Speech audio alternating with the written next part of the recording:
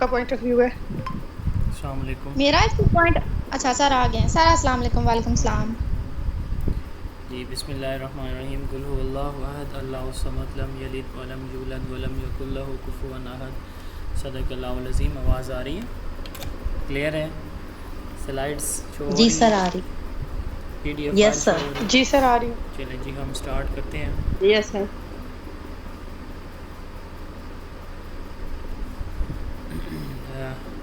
Define philosophy in your own words. جی یہ سوال کل فلاسفی پہ ہم نے اینڈ کیا تھا اور کل شام ایک انٹرویو بھی شیئر ہوا جس میں پوچھا گیا what is philosophy.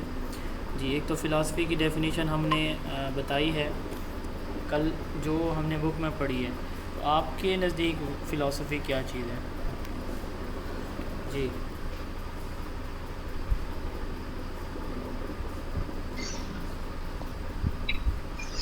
G sir please. میرا ایک کوسچن تھا. پہلے میرے سوال کا جواب دے دیں, کویسچن بعد میں. سر میں بتاؤں. Study of knowledge values and reality on the basis of rational reasoning. Sorry repeat کریں.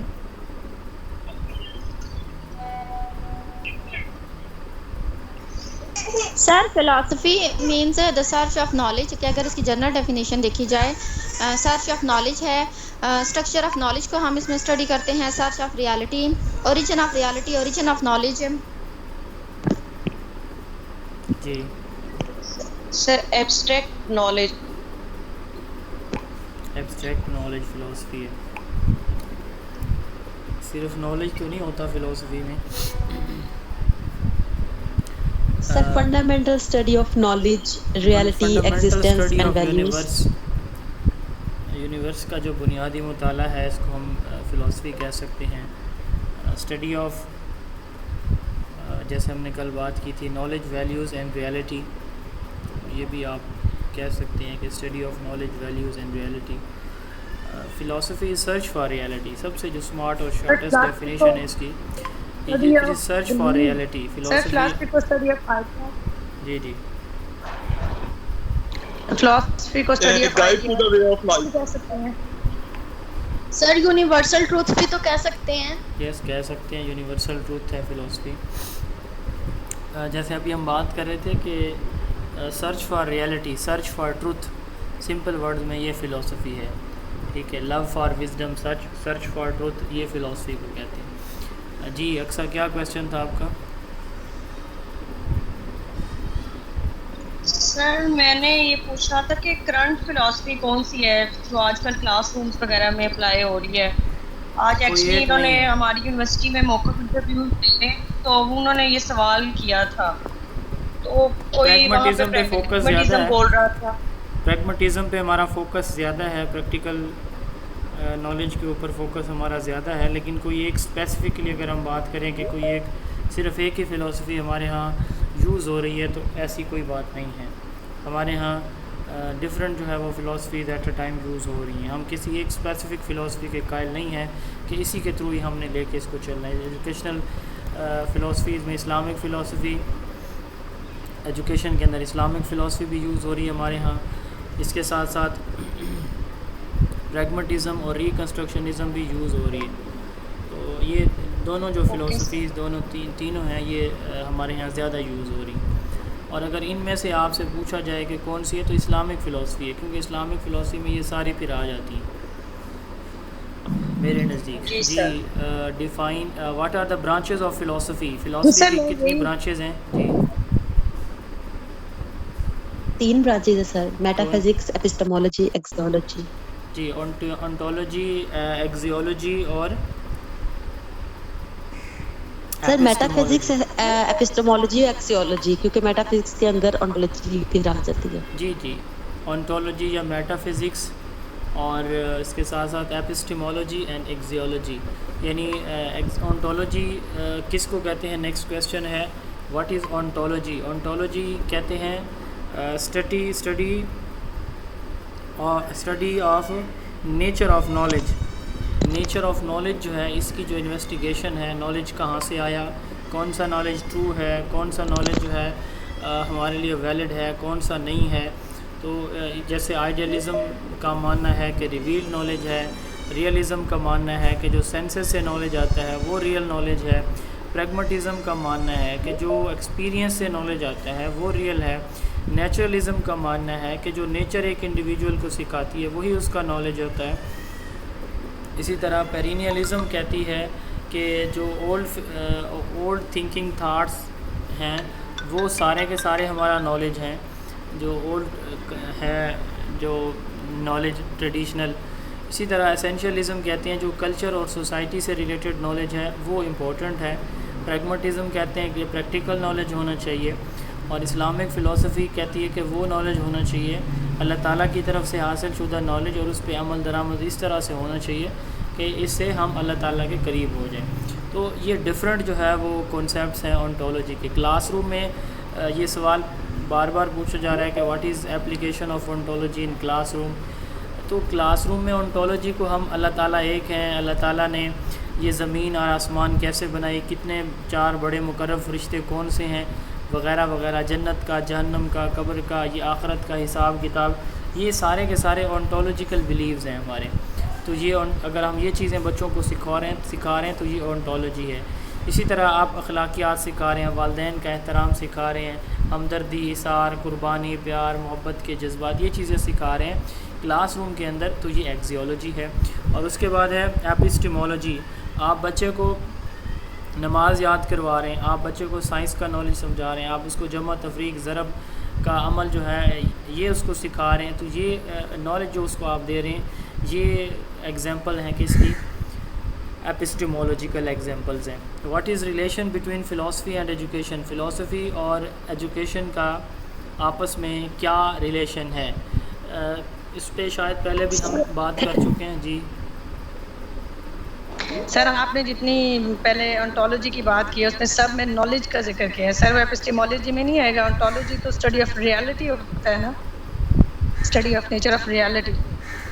ہاں جی, میں وہی بات کر رہا ہوں نا کہ اللہ تعالیٰ جو قدرت کے مظاہر ہیں, میں نے اس کی بات کی. اللہ تعالیٰ کی ذات, اللہ تعالیٰ کے جو فرشتے ہیں, جنت جہنم کا کانسیپٹ ہے, دنیا ہے کیسے بنی ہے, کتنا پانی, کتنی خشکی, دنیا کیسے بنی ہے, کیسے ختم ہو جائے گی, ایٹسیٹرا. یہ سارے اونٹولوجیکل بیلیوز ہیں. سورج کیا ہے, چاند, ستارے, یہ کیا ہیں, یہ اونٹولوجیکل بیلیوز ہیں. سر جی, آپ نے کہا کہ کلاس میں ہم یہ بتا سکتے ہیں کہ اللہ ایک ہے, فرشتے اتنے ہیں, اور مطلب اتنے انبیاء کرام ہیں. تو کلاس میں تو ڈائیورسفائڈ اسٹوڈنٹس ہوتے ہیں, مطلب وہ تو اس کے ریلیجن جو ہوتے ہیں وہ تو اسلام مطلب کچھ تو مانتی نہیں ہے کہ اللہ ایک ہے. تو پھر ان کو تو ہم یہ نہیں بتا سکتے نا کہ اللہ ایک ہے, کیونکہ ان کا عقیدہ کچھ اور ہے. ہم نے تو اپنی کلاس روم میں بتانا ہے نا. ہماری کلاس روم میں دیکھیں, ہماری کلاس روم میں میں نے ایگزامپل دی ہے نا. یہ تو آپ کوئی بھی ایگزامپل لے سکتے ہیں اس طرح کی. آپ اگر اسی طرح کی ایگزامپل دیں جیسے سورج, یہ بگ بینگ تھیوری کیا ہے, سورج, چاند, سیارے, دن اور رات کا آپس میں تبدیل ہو جانا, ٹھیک ہے, یہ موسموں کی تبدیلی ہے. اس کے پیچھے کیا چیز, کون سا فیکٹر موجود ہے, یعنی جو کائنات ہے اس سے ریلیٹڈ جو نالج آپ دیں نا بچوں کو, تو یہ اونٹولوجیکل ہے. اگر ہم اسلامک پوائنٹ آف ویو سے میں نے بات کی ہے کہ چونکہ ہماری کلاس روم میں تو میجورٹی اسٹوڈنٹ کیا ہوتے, میجورٹی نہیں بلکہ مسلم ہی ہوتے ہیں. کہیں کہیں پہ کچھ ایریاز ہیں جہاں پہ جو ہے وہ نان مسلم کمیونٹیز بھی ہوتی ہیں.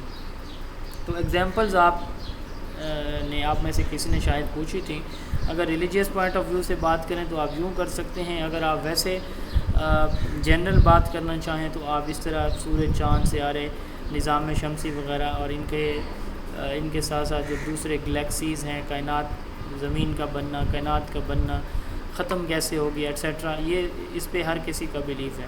تو آپ یہ ایگزامپل بھی دے سکتے ہیں کلاس میں. جی, thank you sir. What is relationship between philosophy and education. اب فلاسفی کہتے ہیں سرچ فار ریالٹی کو. 3 چیزیں ہیں, نالج, ویلیوز اینڈ ریالٹی, جو کہ ہم فلاسفی میں, ایجوکیشنل فلاسفی کی میں بات نہیں کر رہا, جنرل فلاسفی کی بات کریں کہ جنرلی ہم یہ 3 چیزیں دیکھتے ہیں فلاسفی کے اندر. اب فلاسفی کا ایجوکیشن کے ساتھ کیا ریلیشن ہے, پہلے بات ہو چکی ہے شاید کل, کہ فلاسفی جو ہے وہ ڈٹرمائن کرتی ہے ایمز آف ایجوکیشن. پہلے نمبر پہ یہ ہمیں بتاتی ہے کہ ایجوکیشنل جو آبجیکٹیوز ہوں گے وہ کون سے ہوں گے, کس طرح کا نالج جو ہے وہ دیا جائے گا, ٹھیک ہے, یعنی امپورٹنس آف نالج یہ بھی ہمیں کہاں سے پتہ چلتی ہے، کس طرح کا کانٹینٹ شامل کیا جائے گا، کس طرح کے آبجیکٹیوز ہوں گے. اب صاف ظاہر ہے جس طرح کے آبجیکٹیوز ہوں گے اسی طرح کا ہی کانٹینٹ اس کے لیے بنایا جائے گا. تو فلاسفی بہت ہی امپورٹنٹ ہے. ایجوکیشنل آبجیکٹیوز جو ہیں وہ کہاں سے ہم ڈرائیو کرتے ہیں، وہ فلاسفی سے ڈرائیو کرتے ہیں. اسی طرح جب ہم کانٹینٹ دیکھتے ہیں ایجوکیشن کا، تو وہ جو کانٹینٹ ہے اس میں جو نالج شامل ہوتا ہے، نالج یا اسکلز شامل ہوتی ہیں، ویلیوز شامل ہوتی ہیں، وہ ہم کہاں سے لیتے ہیں؟ ڈفرینٹ فلاسفی سے لیتے ہیں. تو فلاسفی بہت امپورٹنٹ ہے. فلاسفی کو کہا جاتا ہے یہ مدر آف آل آرٹس اور مدر آف آل سائنسز ہے. تو یعنی یہ جتنے بھی آرٹس کے سبجیکٹ ہیں یا سائنس کے، ان سب کی یہ مدر ہے. اس کے ساتھ ساتھ فلاسفی ہمیں بتاتی ہے کہ کون سا ٹیچنگ میتھڈ، یعنی مختلف فلاسفیز ہمیں مختلف teaching method, class room discipline, teacher کا رول ہمیں بتاتے ہیں کہ ٹیچر کا رول یوں ہونا چاہیے. مثلا آئیڈیالزم کہتے ہیں کہ ٹائٹ کنٹرول ہونا چاہیے ٹیچر کا. پریگماٹزم کہتے ہیں کہ نہیں، لرنر کو مکمل فری ہینڈ ملنا چاہیے. تو یہ ہمیں بتاتے ہیں کہ کلاس روم کا ڈسپلن کیا ہوگا. ٹیچنگ میتھڈ، کہیں پہ آپ کو لیکچر، کہیں پہ کویسچن آنسر میتھڈ، کہیں پہ آپ کو پلے وے میتھڈ. یہ ہمیں کہاں سے پتہ چلتا ہے؟ یہ ہمیں فلاسفی سے پتہ چلتا ہے. تو فلاسفی کریکولم میں، کریکولم ڈیولپمنٹ میں ایک امپورٹنٹ فاؤنڈیشن ہے. اس سے ایجوکیشنل آبجیکٹیوز اور امپورٹنس آف نالج جو کریکولم کے اندر یا ایجوکیشن کے اندر ہم شامل کرتے ہیں وہ ہم لیتے ہیں. اس کے ساتھ ساتھ ٹیچنگ میتھڈز کے بارے میں بھی نالج ہمیں فلاسفی دیتی ہے. کلاس روم میں ڈسپلن کس طرح کا ہوگا یہ بھی ہمیں فلاسفی بتاتی ہے. کلاس روم میں ٹیچر کا رول جو ہے وہ کیا ہوگا، تو یہ بھی کہاں سے ہم لیتے ہیں؟ فلاسفی سے لیتے ہیں. What are the bases of Islamic philosophy? Islamic philosophy کی بنیادیں کیا ہیں؟ قرآن و سنہ، یعنی قرآن مجید اور نبی کریم صلی اللہ علیہ وسلم کی جو زندگی ہے وہ کیا چیز ہے؟ دونوں چیزیں بیسز ہیں اسلامک فلاسفی کی. What is difference between cognitive and affective domain? Bloom taxonomy, کل بھی سوال یہ ہوا ہے کسی سے. سر میرا ایک کوشچن ہے. جی سر یہ پریگمیٹزم کا کیوریکولم کون سا ہے سر؟ پریکٹیکل کریکولم ہے. وہ کریکولم، یہ اس کریکولم کو پروموٹ کرتے ہیں جس کو ہم ایکسپیرینس کر سکیں. جیسے سائنٹیفک ہے، بایو فزکس، کیمسٹری، میتھمیٹکس، یعنی وہ ساری چیزیں جن کو ہم پریکٹیکلی جو ہے وہ کیا کر سکیں، کسی بھی طرح سے یوز یا مینیپولیٹ کر سکیں کلاس روم کے اندر. یہ اس طرح کے کریکولم کو پروموٹ کرتے ہیں. جی سر اس کا جواب، ہاں چائلڈ سینٹرڈ یا لرنر سینٹرڈ ہونا چاہیے. جی جی ان کا ایکٹیویٹی بیسڈ بھی کہہ سکتے ہیں سر. ہاں جی، ایکٹیویٹی بیسڈ چائلڈ ہاں سینٹرڈ. جی سر جان ڈیوی نے تو وہ انٹیگریٹڈ کریکولم کی بات نہیں کی تھی؟ جی انٹیگریٹڈ کریکولم کو کانسیپٹ سب سے پہلے پریگمیٹزم نے دیا، پھر پروگریسیوزم نے دیا. تو انٹیگریٹڈ کریکولم بیسیکلی جو ہوتا ہے، کل بلکہ وہ ایچ ایم کی کلاس تھی جس میں میں نے پڑھایا تھا. انٹیگریٹڈ کریکولم ہوتا ہے ڈفرینٹ سبجیکٹس کو آپس میں مرج کر کے ایک نیا سبجیکٹ بنا دینا. اس کو کہتے ہیں کریکولم انٹیگریشن یا انٹیگریٹڈ کریکولم. اب جو یہ کنسیپٹ سب سے پہلے پریگمیٹزم نے دیا، پھر جان ڈیوی نے بھی دیا.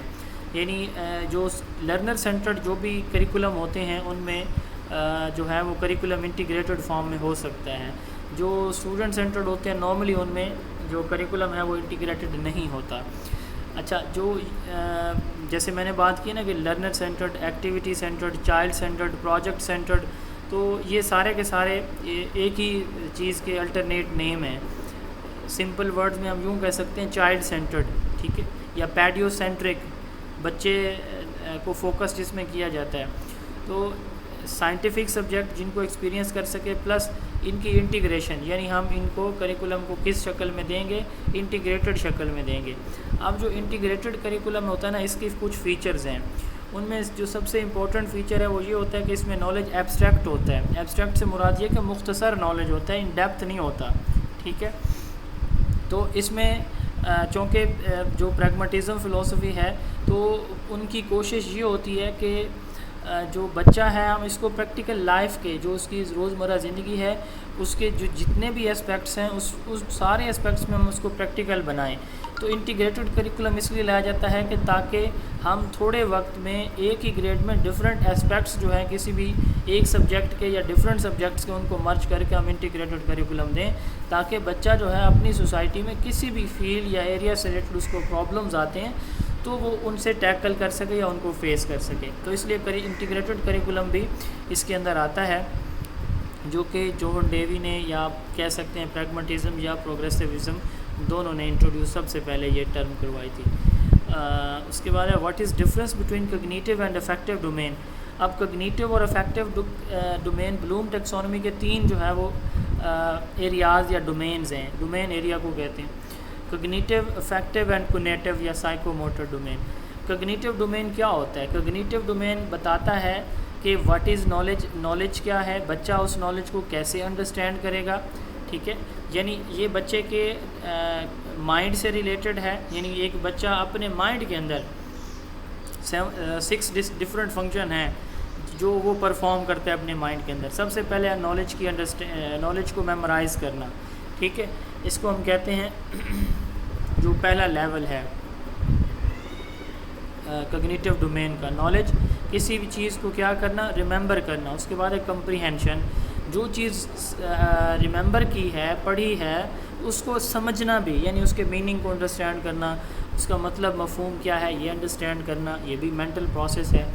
پھر تھرڈ لیول پہ آتا ہے اس کی ایپلیکیشن. اب ایپلیکیشن کس کو کہتے ہیں؟ ایپلیکیشن کہتے ہیں کہ جو ایک چیز آپ نے ایک جگہ پہ, یعنی آپ کو ایک ایگزامپل دی گئی ہے. مثلا آپ کو کہا گیا ہے کہ جو جتنے بھی ہمارے جو نان مسلمز ہیں تو ان کا, چلیں ایک سادہ سی ایگزامپل میں دے دیتا ہوں کہ ہماری کلاس روم میں ایک چیز دکھا دی جاتی ہے ایک بچے کو. فرض کریں کوئی برڈ دکھا دیا جاتا ہے, اس کی کوئی امیج دکھا دی جاتی ہے. اچھا, اس سے پوچھا جاتا ہے کہ یہ کیا چیز ہے, فرض کریں تو وہی اسی ٹاپک کے اندر ایک چیز موجود ہے. اب بچہ اس کو سمجھ جاتا ہے کہ یہ ٹیچر نے یا بتا دیا کہ یہ برڈ ہے.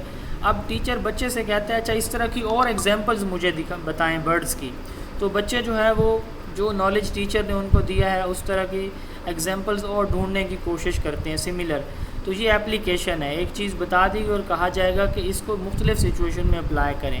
تو یہ تیسرے یہ بھی مینٹل پروسیس ہے, بچہ ذہن سے سوچ کے کر رہا ہوگا. پھر آتا ہے نالج, کمپریہنشن, ایپلیکیشن, سنتھسس. اب سنتھسس کس کو کہتے ہیں؟ انالیسس اور سنتھسس اور پھر ایویلویشن, یہ 6 لیولز ہوتے ہیں. اب انالیسس کس کو کہتے ہیں؟ انالیسس یہ ہے کہ آپ کو ایک موبائل فون دے دیا جائے ایک بچے کو کہ ہاں جی اس کو ڈفرینٹ اس کے پارٹس میں آپ اس کو اوپن کر دیں. ٹھیک ہے, اب بچہ کیا کرتا ہے, اس کو اس کے کمپوننٹ میں یا پارٹس میں الگ الگ کر دیتا ہے. یہ اس کی ہوتی ہے انالیسس. اب وہ ایک ایک پارٹ کو دیکھے گا کہ یہ کیا ہے, اس کا کیا فنکشن ہے. پھر ٹیچر اس کو کہے گا کہ اس کو جوڑ دیں, فرض کریں وہ جوڑ دیتا ہے, تو یہ اس کی ہے سنتھسس.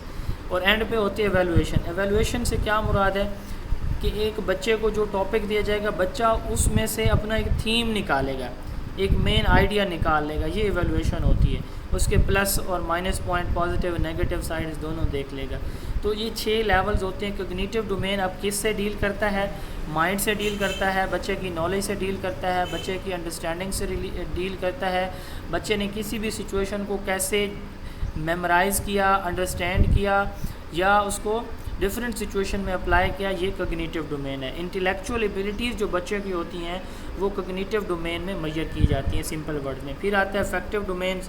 ایک بچے کا جو بیہیویئر ہے, ایٹیٹیوڈ ہے, اس کے جو ڈفرینٹ ویلیوز ہیں, کریکٹر ہے, جیسے سچ بولنا, دوسروں کی ہیلپ کرنا. تو یہ جو ڈفرینٹ جو ویلیوز ہیں یہ میجر کی جاتی ہیں کس میں؟ افیکٹو ڈومین میں. اب افیکٹو ڈومین بچے کی سمجھنے کے موریلٹی سے, ایتھکس سے, ایستھیٹک سینس جو ہے یہ اس سے ریلیٹڈ ہے یا اس سے ڈیل کرتا ہے. تو تیسرا جو اس کا ڈومین ہوتا ہے وہ ہے سائیکو موٹر یا کونیٹیو ڈومین. اب سائیکو موٹر پریکٹیکل سکل ہے. اب جو دوسرا ڈومین ہے اس کے کتنے لیول ہیں, کوئی بتا سکتا ہے؟ سر افیکٹو ڈومین کے 5 سب لیولز ہوتے ہیں. سائیکو موٹر جی, افیکٹو ڈومین کے 5 لیول ہیں. کون کون سے؟ Sir receiving, responding, valuing, organising and characterisation. اور سر سائیکو موٹر ڈومین کے جو 7 لیولز ہیں اس میں آتی ہے perception, set, guided response, mechanism, complex overt response, adaptation and origination. Yes ये सर 7 ये 5 स्टेप्स को एग्जांपल्स के साथ काइंडली समझा अब दें, ये इफेक्टिव डोमेन। कॉग्निटिव डोमेन हो गया।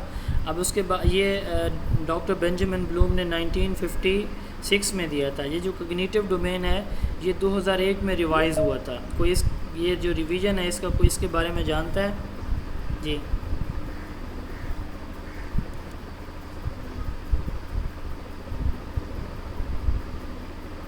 जिस सर आखिरी 2 लेवल है ना ये रिवर्स हो गए थे, उन्होंने इवैल्यूएशन है ना उसको 5th पे और जो सिंथेसिस है उसको 6th पे रखा था, उन्होंने इसको रिवर्स किया था।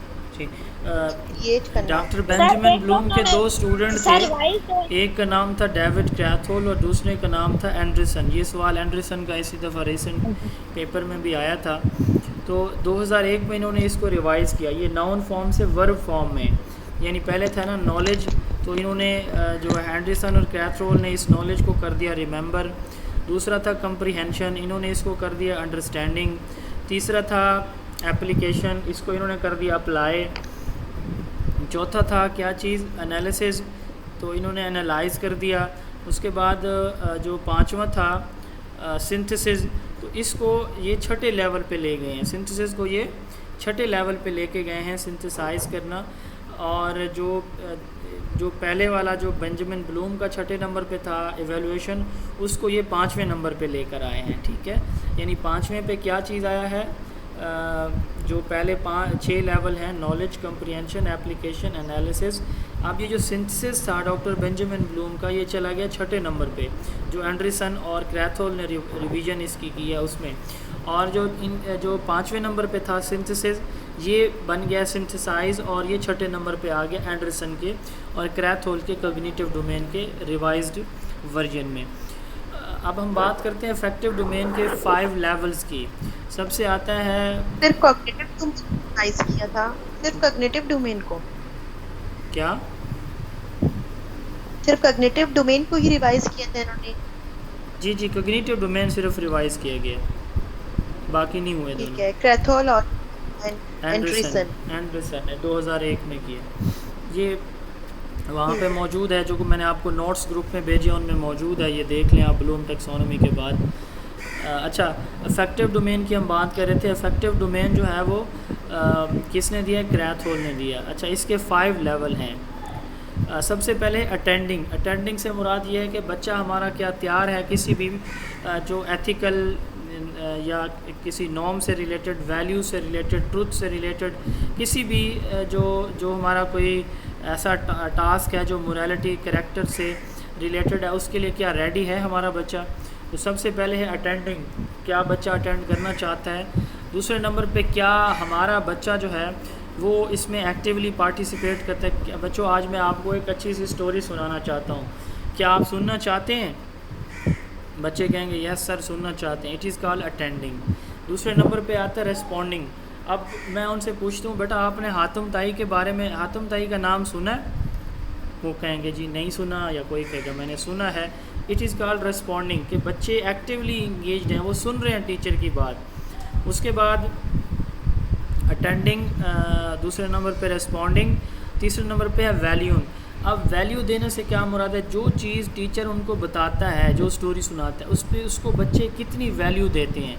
यानी एक तो है कि खाली सुन लेना, ठीक है जी वो स्टोरी थी, ठीक है। अच्छा, जैसे प्यासा कौवा की स्टोरी जो है वो खाली स्टोरी ही समझते हैं हम उसको, ज़रूरत इजाद की माँ है हम नहीं समझते। हमारा बच्चा ये समझता है कि शायद कौवे ने वाकई कंकरियाँ डाली होंगी। तो ये है वैल्यूइंग, हम किसी चीज़ को कितनी वैल्यू देते हैं। हातिम ताई बड़ा सखी था, उसकी सराय पे, उसके घर पे, डेरे पे जब भी कोई आता था, चाहे वो मुसलमान, ये मुसलमान नहीं था खुद, कोई मुसलमान आता, कोई मुस्लिम, नॉन मुस्लिम जो भी आता, तो उसकी बहुत ज़्यादा इज़्ज़त और एहतराम और मेहमान नवाजी करता। वो अपनी सखावत की वजह से मशहूर है। फ़र्ज़ करें ये हम स्टोरी सुना देते हैं उसकी एक दिन। अब हमारा बच्चा इसको कितनी इम्पोर्टेंस देता है, वो कितना अपने करैक्टर में ये चीज़ कितनी शामिल करता है कि भाई अगर दूसरा कोई मजबूर है तो मुझे उसकी हेल्प करनी चाहिए। It is called valuing. किसी भी करैक्टर को, नॉर्म को, एथिकल या किसी भी मॉरल टास्क को एक बच्चा कितनी इम्पोर्टेंस देता है, इट इज़ कॉल्ड वैल्यूइंग। دین آتے ہیں آرگنائزنگ. اب آرگنائزنگ سے مراد یہ ہے کہ اب ہمارے پاس ڈفرینٹ ویلیوز ہیں. اب ہمارا بچہ اپنے گھر سے نکلا ہے، اسکول جا رہا ہے. اب اس نے اسکول میں فرض کریں جا کر فیس دینی ہے، ٹھیک ہے، 50 روپیز فرض کریں اس کی فیس ہے. وہ گھر سے نکلا ہے اسکول، اس نے فیس دینی. اب راستے میں اس نے دیکھا کہ ایک بوڑھی عورت ہے یا ایک بچہ ہے جو بھوکے ہیں. وہ کہتے ہیں کہ ہمارے پاس کھانے کو کچھ نہیں، ہم نے ناشتہ نہیں کیا، تو ہمیں کچھ دے دیں. تو وہ کسی بڑے شخص سے مخاطب ہیں، وہ بچہ اور اس کی والدہ کہیں گلی کے کونے میں بیٹھے ہیں. اب یہ بچہ وہاں سے گزر رہا ہے، تو یہ ڈیسائیڈ کرے گا کہ بھائی میں نے وہ فیس اسکول میں دینی ہے، ان کو بھی ضرورت ہے. اب میں یہ 50 روپے ان کو دے دوں یا اسکول میں فیس پے کروں.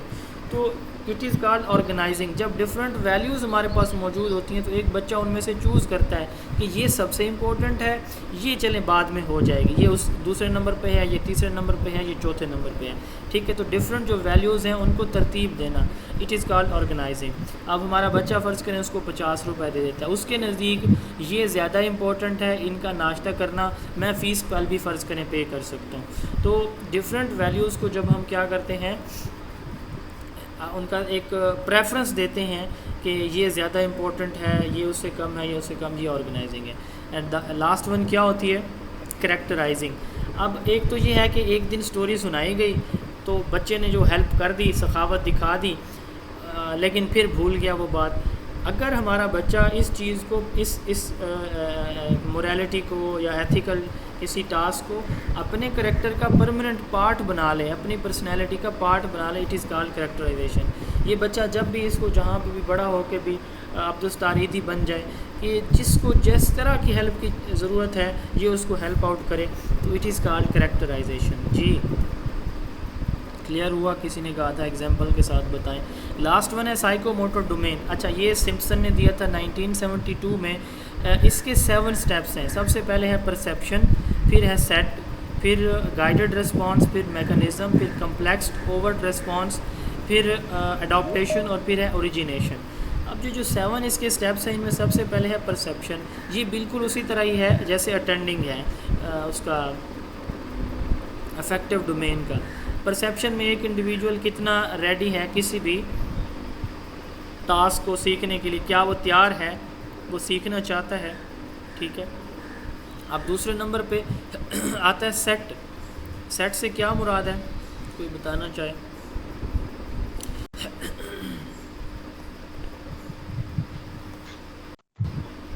جی، سیٹ کا مطلب ریڈی ہونا. ریڈی ہونا. جیسے وہاں پہ ہم نے بات کی ہے نا ابھی، اٹینڈنگ اور دوسرے نمبر پہ ریسپونڈنگ کی بات کی ہے، تو یہ پہلے دونوں جو ہے اس سے سملر ہیں. یعنی جس طرح اس کا اٹینڈنگ ہے تو اس میں جو پرسیپشن ہے یہ اسی طرح ہی ہے، پرسیپشن کی طرح. ریڈی ہونا کیا ہے، ایک بچہ ایک ٹاسک کو سیکھنا چاہتا ہے.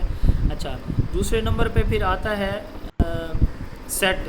سیٹ سے کیا مراد ہے؟ سیٹ سے مراد ریڈی ہونا. جیسے وہاں پہ اٹینڈنگ ہے، ریسپونڈنگ ہے. ریسپونڈنگ میں بچہ ریڈی ہوتا ہے تو وہ ایکٹیولی اس میں شامل ہوتا ہے ٹیچنگ لرننگ میں، تو وہ ریسپونڈ کرتا ہے. تو یہ ریڈینس سمجھ لیں. سیٹ پرسیپشن، کیا بچہ تیار ہے، ولنگ ہے، ٹھیک ہے، کسی بھی ٹاسک کو سیکھنے کے لیے. ایگزامپل میں دیتا ہوں، ہم نے اپنے بچوں کو ڈائسیکشن سکھانی ہے. چلیں اس سے بھی ایک اور سادہ ایگزامپل میں دے دیتا ہوں کہ ہم نے اپنے بچوں کو سائیکلنگ سکھانی ہے. یہ ایک فزیکل ٹاسک ہے، یا کرکٹ سکھانی ہے. کوئی بھی ٹاسک آپ ایگزامپل لے سکتے ہیں. میں سائیکلنگ کی بات کر لیتا ہوں. آپ بچے سے پوچھتے ہیں آپ سائیکل سیکھنا چاہتے ہیں، ولنگ ہیں؟ ہاں جی چلیں آج سٹارٹ کریں. جی آج ہی سر کر دیں. تو آپ جو ہے یہ 2 سٹیپ ہو گئے. پرسیپشن، بچہ ولنگ ہے، دوسرے نمبر پہ ریڈی ہے. دین ہے گائیڈڈ ریسپانس. اب آپ کیا کرتے ہیں، آپ سائیکل پہ اس کو بٹھاتے ہیں اور وہ بچہ آہستہ آہستہ سے سائیکل موو کرتا ہے. یعنی گائیڈڈ ریسپانس. بچہ اکیلا کام نہیں کر سکتا فزیکل ٹاسک، لیکن آپ اس کو جب سپورٹ کر رہے ہیں تو وہ ٹاسک کمپلیٹ کر رہا ہے. اچھا، اس کے بعد چوتھے نمبر پہ آتا ہے میکانزم. اب جو آپ نے چیزیں اس کو بتائی یا سکھائی ہیں وہ آہستہ آہستہ اپنی اس کی ہیبٹس بنتی جا رہی ہیں. یعنی وہ ان کو آہستہ آہستہ سیکھتا جا رہا ہے اور وہ پرماننٹلی سیکھتا جا رہا ہے. یعنی ہیبٹس بننا یا پرماننٹلی سیکھتے جانا، یہ کہلاتا ہے mechanism. Ability to convert learned responses into habitual action. 5ویں نمبر پہ آتا ہے کمپلیکس اوورٹ ریسپانس. اب یہ جو اس نے آہستہ آہستہ چیزیں سیکھ لی ہیں، اب اس کی یہ سٹیج ہو چکی ہے کہ اب اگر آپ اس کو بچے کو کوئی ہیلپ نہ بھی کریں تو وہ اس ٹاسک کو مکمل ایکسپرٹیز کے ساتھ کمپلیکس رسپانس، کسی بھی کمپلیکس رسپانس کو، اوورٹ کا مطلب واضح، ٹھیک ہے، ظاہری، تو کوئی بھی کمپلیکس رسپانس جو ہے وہ بچہ اس کو دکھا سکتا ہے، شو کر سکتا ہے، اور ایکسپرٹلی، ٹھیک ہے، یعنی جیسے ایک اسکلفلی ایک ٹاسک کو پرفارم کیا جاتا ہے اس لیول کا۔ دین آتا ہے اڈاپٹیشن۔ اب یہ تو ایک دفعہ اس نے کیا نا، اب اڈاپٹیشن سے مراد یہ ہے کہ اس نے جب بھی زندگی میں جب بھی اس کو موقع ملے یا جب بھی اس کو بار بار اس چیز کا موقع دیا جائے تو وہ سیم ٹاسک پرفارم کر سکے، یعنی جو اس نے سکلز لرن کی ہیں وہ کسی بھی اسپیشل سچویشن میں آپ اس سے سملر کسی، یعنی سائیکلنگ آپ نے گھر میں سکھائی ہے تو آپ اس کو اگر بچے کو باہر گلی میں بھیج دیں، بازار میں بھیج دیں، اسکول اس کو سائیکل پہ بھیج دیں تو کسی بھی جگہ پہ وہ سائیکلنگ چلا لے گا۔ اٹ از کالڈ اڈاپٹیشن، ٹھیک ہے۔ دین آتا ہے اوریجینیشن۔ اب یہ بچہ جو ہے ون ویلنگ اس نے سٹارٹ کر دی، اب آپ نے یہ چیز اس کو نہیں سکھائی تو نئے پیٹرن جب بچہ خود سے بناتا ہے، خود سے سیکھتا ہے تو اٹ از کالڈ اوریجینیشن۔ آپ نے بچے کو پینٹنگ سکھانی ہے، پینٹنگ سیکھنا چاہتے ہیں، یس، اٹ از کالڈ پرسیپشن۔ چلیں جی، تیار ہیں؟ ابھی سٹارٹ کریں؟ جی سر کریں۔ سیٹ گائیڈڈ ریسپانس، آپ ایک بچے کے ہاتھ پکڑ کے اس کو پینٹنگ بنانا سکھا رہے ہیں، گائیڈڈ ریسپانس ہے۔ میکنزم، آپ نے جس طرح کا موومنٹ پیٹرن جو ہے پین کا، قلم کا، اس کو سکھایا وہ اس نے سیکھ لیا ہے، ٹھیک ہے، ہیبٹ اس کی بن گئی ہے، یہ میکنزم ہے۔ پھر ہے کمپلیکس اوورڈ ریسپانس، اب وہ خود پینٹنگ بنا لیتا ہے، ٹھیک ہے۔ اڈاپٹیشن، اب جو آپ نے سکھائی ہے اس سے ملتی جلتی پینٹنگ بھی اگر اس کو دی جاتی ہے تو وہ بھی بنا لیتا ہے۔ اوریجینیشن، جو آپ نے نہیں سکھائی اب وہ آپ سے بھی ڈفرینٹ اور کریٹیو پینٹنگ بنانا سیکھ گیا ہے، اٹ از کالڈ اڈاپٹیشن۔ تین لیول ہیں، بہت امپورٹنٹ ہے، بلوم ٹیکسونومی، لازمی سوال پوچھے جاتے ہیں، یاد کر لیں۔ What is curriculum? کریکولم کہتے ہیں over all activities of a school. ایک اسکول کی جتنی بھی ایکٹیویٹیز ایک اسکول کے اندر ہو رہی ہوتی ہیں اس کو ہم کریکولم کہتے ہیں۔ کریکولم میں دو طرح کی ایکٹیویٹیز آتی ہیں، یاد رکھیے گا۔ نارملی ہم سمجھتے ہیں کہ textbook are curriculum, textbook are not curriculum, textbooks are only component of a curriculum. یہ پرنٹڈ کریکولم ہوتا ہے، یعنی ایکسپلیسٹ کریکولم آپ اس کو کہہ سکتے ہیں کہ یہ وہ کریکولم ہوتا ہے، ریٹن آپ اس کو کہہ سکتے ہیں، پرنٹڈ یا ریٹن کریکولم۔ کریکولم کے 4 کمپوننٹ ہوتے ہیں اکارڈنگ ٹو میڈ، ایک ہوتا ہے آبجیکٹیو، دوسرا کنٹینٹ یا ٹیکسٹ بکس آپ لے سکتے ہیں، تیسرے نمبر پہ پیڈاگوجی، چوتھے نمبر پہ ایویلویشن۔ اب یہ جو ٹیکسٹ بک ہیں یہ صرف جو ہے وہ ریٹن کریکولم ہوتا ہے ہمارے پاس، ٹھیک ہے، یعنی کریکولم کا ایک کمپوننٹ ہے صرف۔ اب کریکولم کیا ہوتا ہے؟ کریکولم میں 2 طرح کی ایکٹیویٹیز آتی ہیں، ایک ہوتی ہیں کریکولر، دوسری ہوتی ہیں کو کریکولر۔ کو کریکولر کو پہلے ہم ایکسٹرا کریکولر ایکٹیویٹیز کہا کرتے تھے، آج کل ان کو کو کریکولر کہتے ہیں۔ جیسے ٹیچنگ ایڈز جو ہے، پرانا نام ان کا A V aids, audio visual aids, اب ان کو کلیکٹیولی ہم آڈیو ویژول ایڈز نہیں کہتے، ان کو کلیکٹیولی ہم ٹیچنگ ایڈز کہتے ہیں، ٹھیک ہے، یہ نام چینج ہوئے۔ اب جو کریکولم میں بتا رہا تھا کہ 2 طرح کی ایکٹیویٹیز ہوتی ہیں، کریکولر، دوسری کو کریکولر۔ کریکولر کون سی ہیں؟ وہ تمام ایکٹیویٹیز جیسے کلاس میں ٹیچر کا پڑھانا، ٹیچنگ، کلاس میں ٹیچر کا فیڈ بیک دینا، ٹھیک ہے، ریویو جسے ہم کہتے ہیں، کلاس میں ٹیچر کی اسیسمنٹ یا امتحان لینا، اینول ایگزام جو ہوتا ہے، ہوم ورک، اسائنمنٹس، یہ سارے کے ساری جو ہیں وہ کریکولر ایکٹیویٹیز ہیں جو ٹیچنگ لرننگ یا اسیسمنٹ سے ریلیٹڈ ہیں، بچے کے فیڈ بیک سے ریلیٹڈ ہیں، یہ ساری کی ساری کریکولر ایکٹیویٹیز ہیں۔ اب ان کے علاوہ اسکول میں مارننگ اسمبلی کا ہونا، اسکول میں سپورٹس، گیمز، فیسٹیول کا جو ہے وہ کلینلینس کا کمپٹیشن ہے، کوئی کلر ڈیز سیلیبریٹ ہو رہے ہیں، نیشنل ڈیز ہو رہے ہیں، اسلامک ڈیز سیلیبریٹ ہو رہے ہیں، کوئز شوز ہیں، لٹریری کمپٹیشن ہے، نعت اور تلاوت کے مقابلہ جاتے ہیں، پینٹنگ کے کمپٹیشن ہے، ایٹسیٹرا، ٹھیک ہے، یا کوئی ٹرپس وغیرہ ہو رہے ہیں، مارننگ اسمبلی ہو رہی ہے، یہ سارے کے سارے جو ہے وہ کریکولم ہوتے ہیں۔ لیکن کون سے؟ کو کریکولر ایکٹیویٹیز، کریکولم کی کو کریکولر۔ تو curricular plus cocurricular activities are called curriculum. All the organised activities of the school offered to the learners are known as curriculum۔ وہ تمام ایکٹیویٹیز جو اوور آل ایکٹیویٹیز کلیکٹیولی جو ہے وہ کیا کہلاتی ہیں؟ کریکولم کہلاتی ہیں۔ آپ بہت ہی اسمارٹ ڈیفینیشن اس کی یاد کرنا چاہیں تو آپ 3 لفظوں میں بتا سکتے ہیں، over all activities of a school is called curriculum, ٹھیک ہے۔ لیٹن ورڈ ہے کریئر، جس کا مطلب ہوتا ہے رن وے یا پاتھ، اس سے یہ ورڈ ڈرائیو کیے گئے۔ Have you listen about B F sir Skinner? جی سر میں نے نا اس کے کو کریکولر اور ایکسٹرا کریکولر کے بارے میں پچھلے دنوں میں نے ایک ڈفرینٹ سی چیز سنی کہ جو کو کریکولر ایکٹیویٹیز وہ ہوتی ہیں جو کسی ایجنسی کے انڈر ہو رہی ہوں، اور جیسے اسکول ہو گیا، کوئی انسٹیٹیوشن ہے، اور ایکسٹرا کریکولر ایکٹیویٹیز جو ہیں وہ ادر دین ایجنسی، مطلب نارملی آپ سیکھ رہے ہوں، اس میں کوئی ایجنسی کا رول نہیں ہوتا.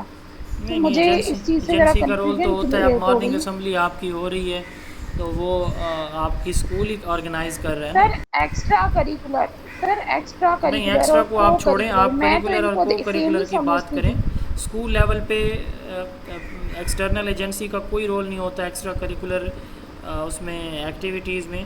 وہ ہمارے اپنے ہی ڈپارٹمنٹ کا ہی کام ہوتا ہے. مثلاً یہ ہم کہہ سکتے ہیں جیسے ہمارے بچوں کو جو ہے وہ ایمرجنسی ٹریننگ دی جا رہی ہے، ٹھیک ہے.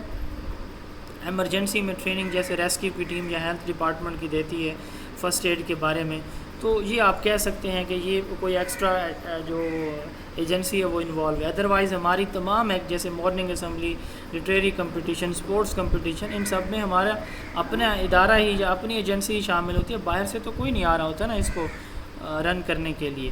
تو جی نیکسٹ کویسچن ہے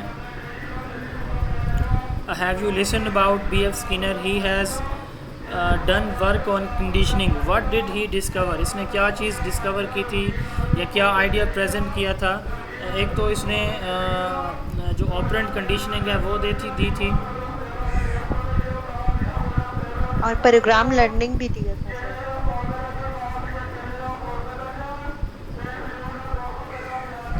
میں آج ویسے موسم اچھا تھا تو میں نے کہا چلیں باہر برآمدے میں بیٹھ جاتا ہوں، تو چاچا کیلے والا گزر جائے پھر میں بات کرتا ہوں. جی بی ایف اسکینر نے ایک تو آپرینٹ کنڈیشننگ دی تھی، ٹھیک ہے، اور ایک دوسرا اس نے پروگرام لرننگ انٹروڈیوس کروایا. جی سر آپ نے کہا اے وی ایڈز کو ریپلیس کیا ٹیچنگ ایڈز کے ساتھ. جی ورڈ جو اے وی ایڈز ہے نا یہ ریپلیس ہو چکا ہے ٹیچنگ ایڈ، اب ان کو کہا جاتا ہے. اچھا سر، ٹیچنگ ایڈ کو ہم لرننگ ریسورسز بھی کہہ سکتے ہیں یا بالکل یہ کہہ کچھ سکتے اور ہے؟ ہیں، ٹیچنگ ٹھیک ہے، لرننگ ریسورسز آپ کہہ سکتے ہیں.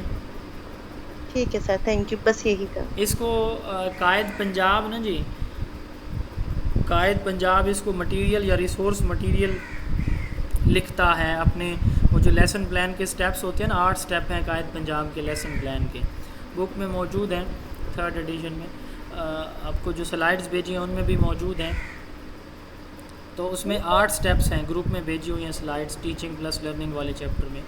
تو اس میں جو سٹیپ ہے نا دوسرا ہے آئی تھنک یا تیسرا، اس میں دوسرا ہے، اس میں ہے ریسورس مٹیریل. تو ریسورس مٹیریل سے مراد یہ ہے کہ جو کچھ آپ ٹیچر پڑھانے کے لیے بچے کو بہتر طریقے سے سمجھانے کے لیے یوز کرتا ہے وہ ریسورس مٹیریل ٹیچنگ ایڈز یا پھر اے وی ایڈز کہلاتی ہیں. پروگرام لرننگ اس نے انٹروڈیوس کروائی تھی. What is programme learning? آپ کے پاس واٹس ایپ ہے تو آپ یا آپ ایک ایپ انسٹال کرتے ہیں جس میں نا ٹیسٹ آپ دیتے ہیں فرض کریں. تو ابھی بھی کافی ساری ایپس اس وقت بھی اویلیبل ہیں جو کہ پی پی ایس سی کے ڈفرینٹ ٹیسٹ کے لیے یوز ہو رہی ہیں.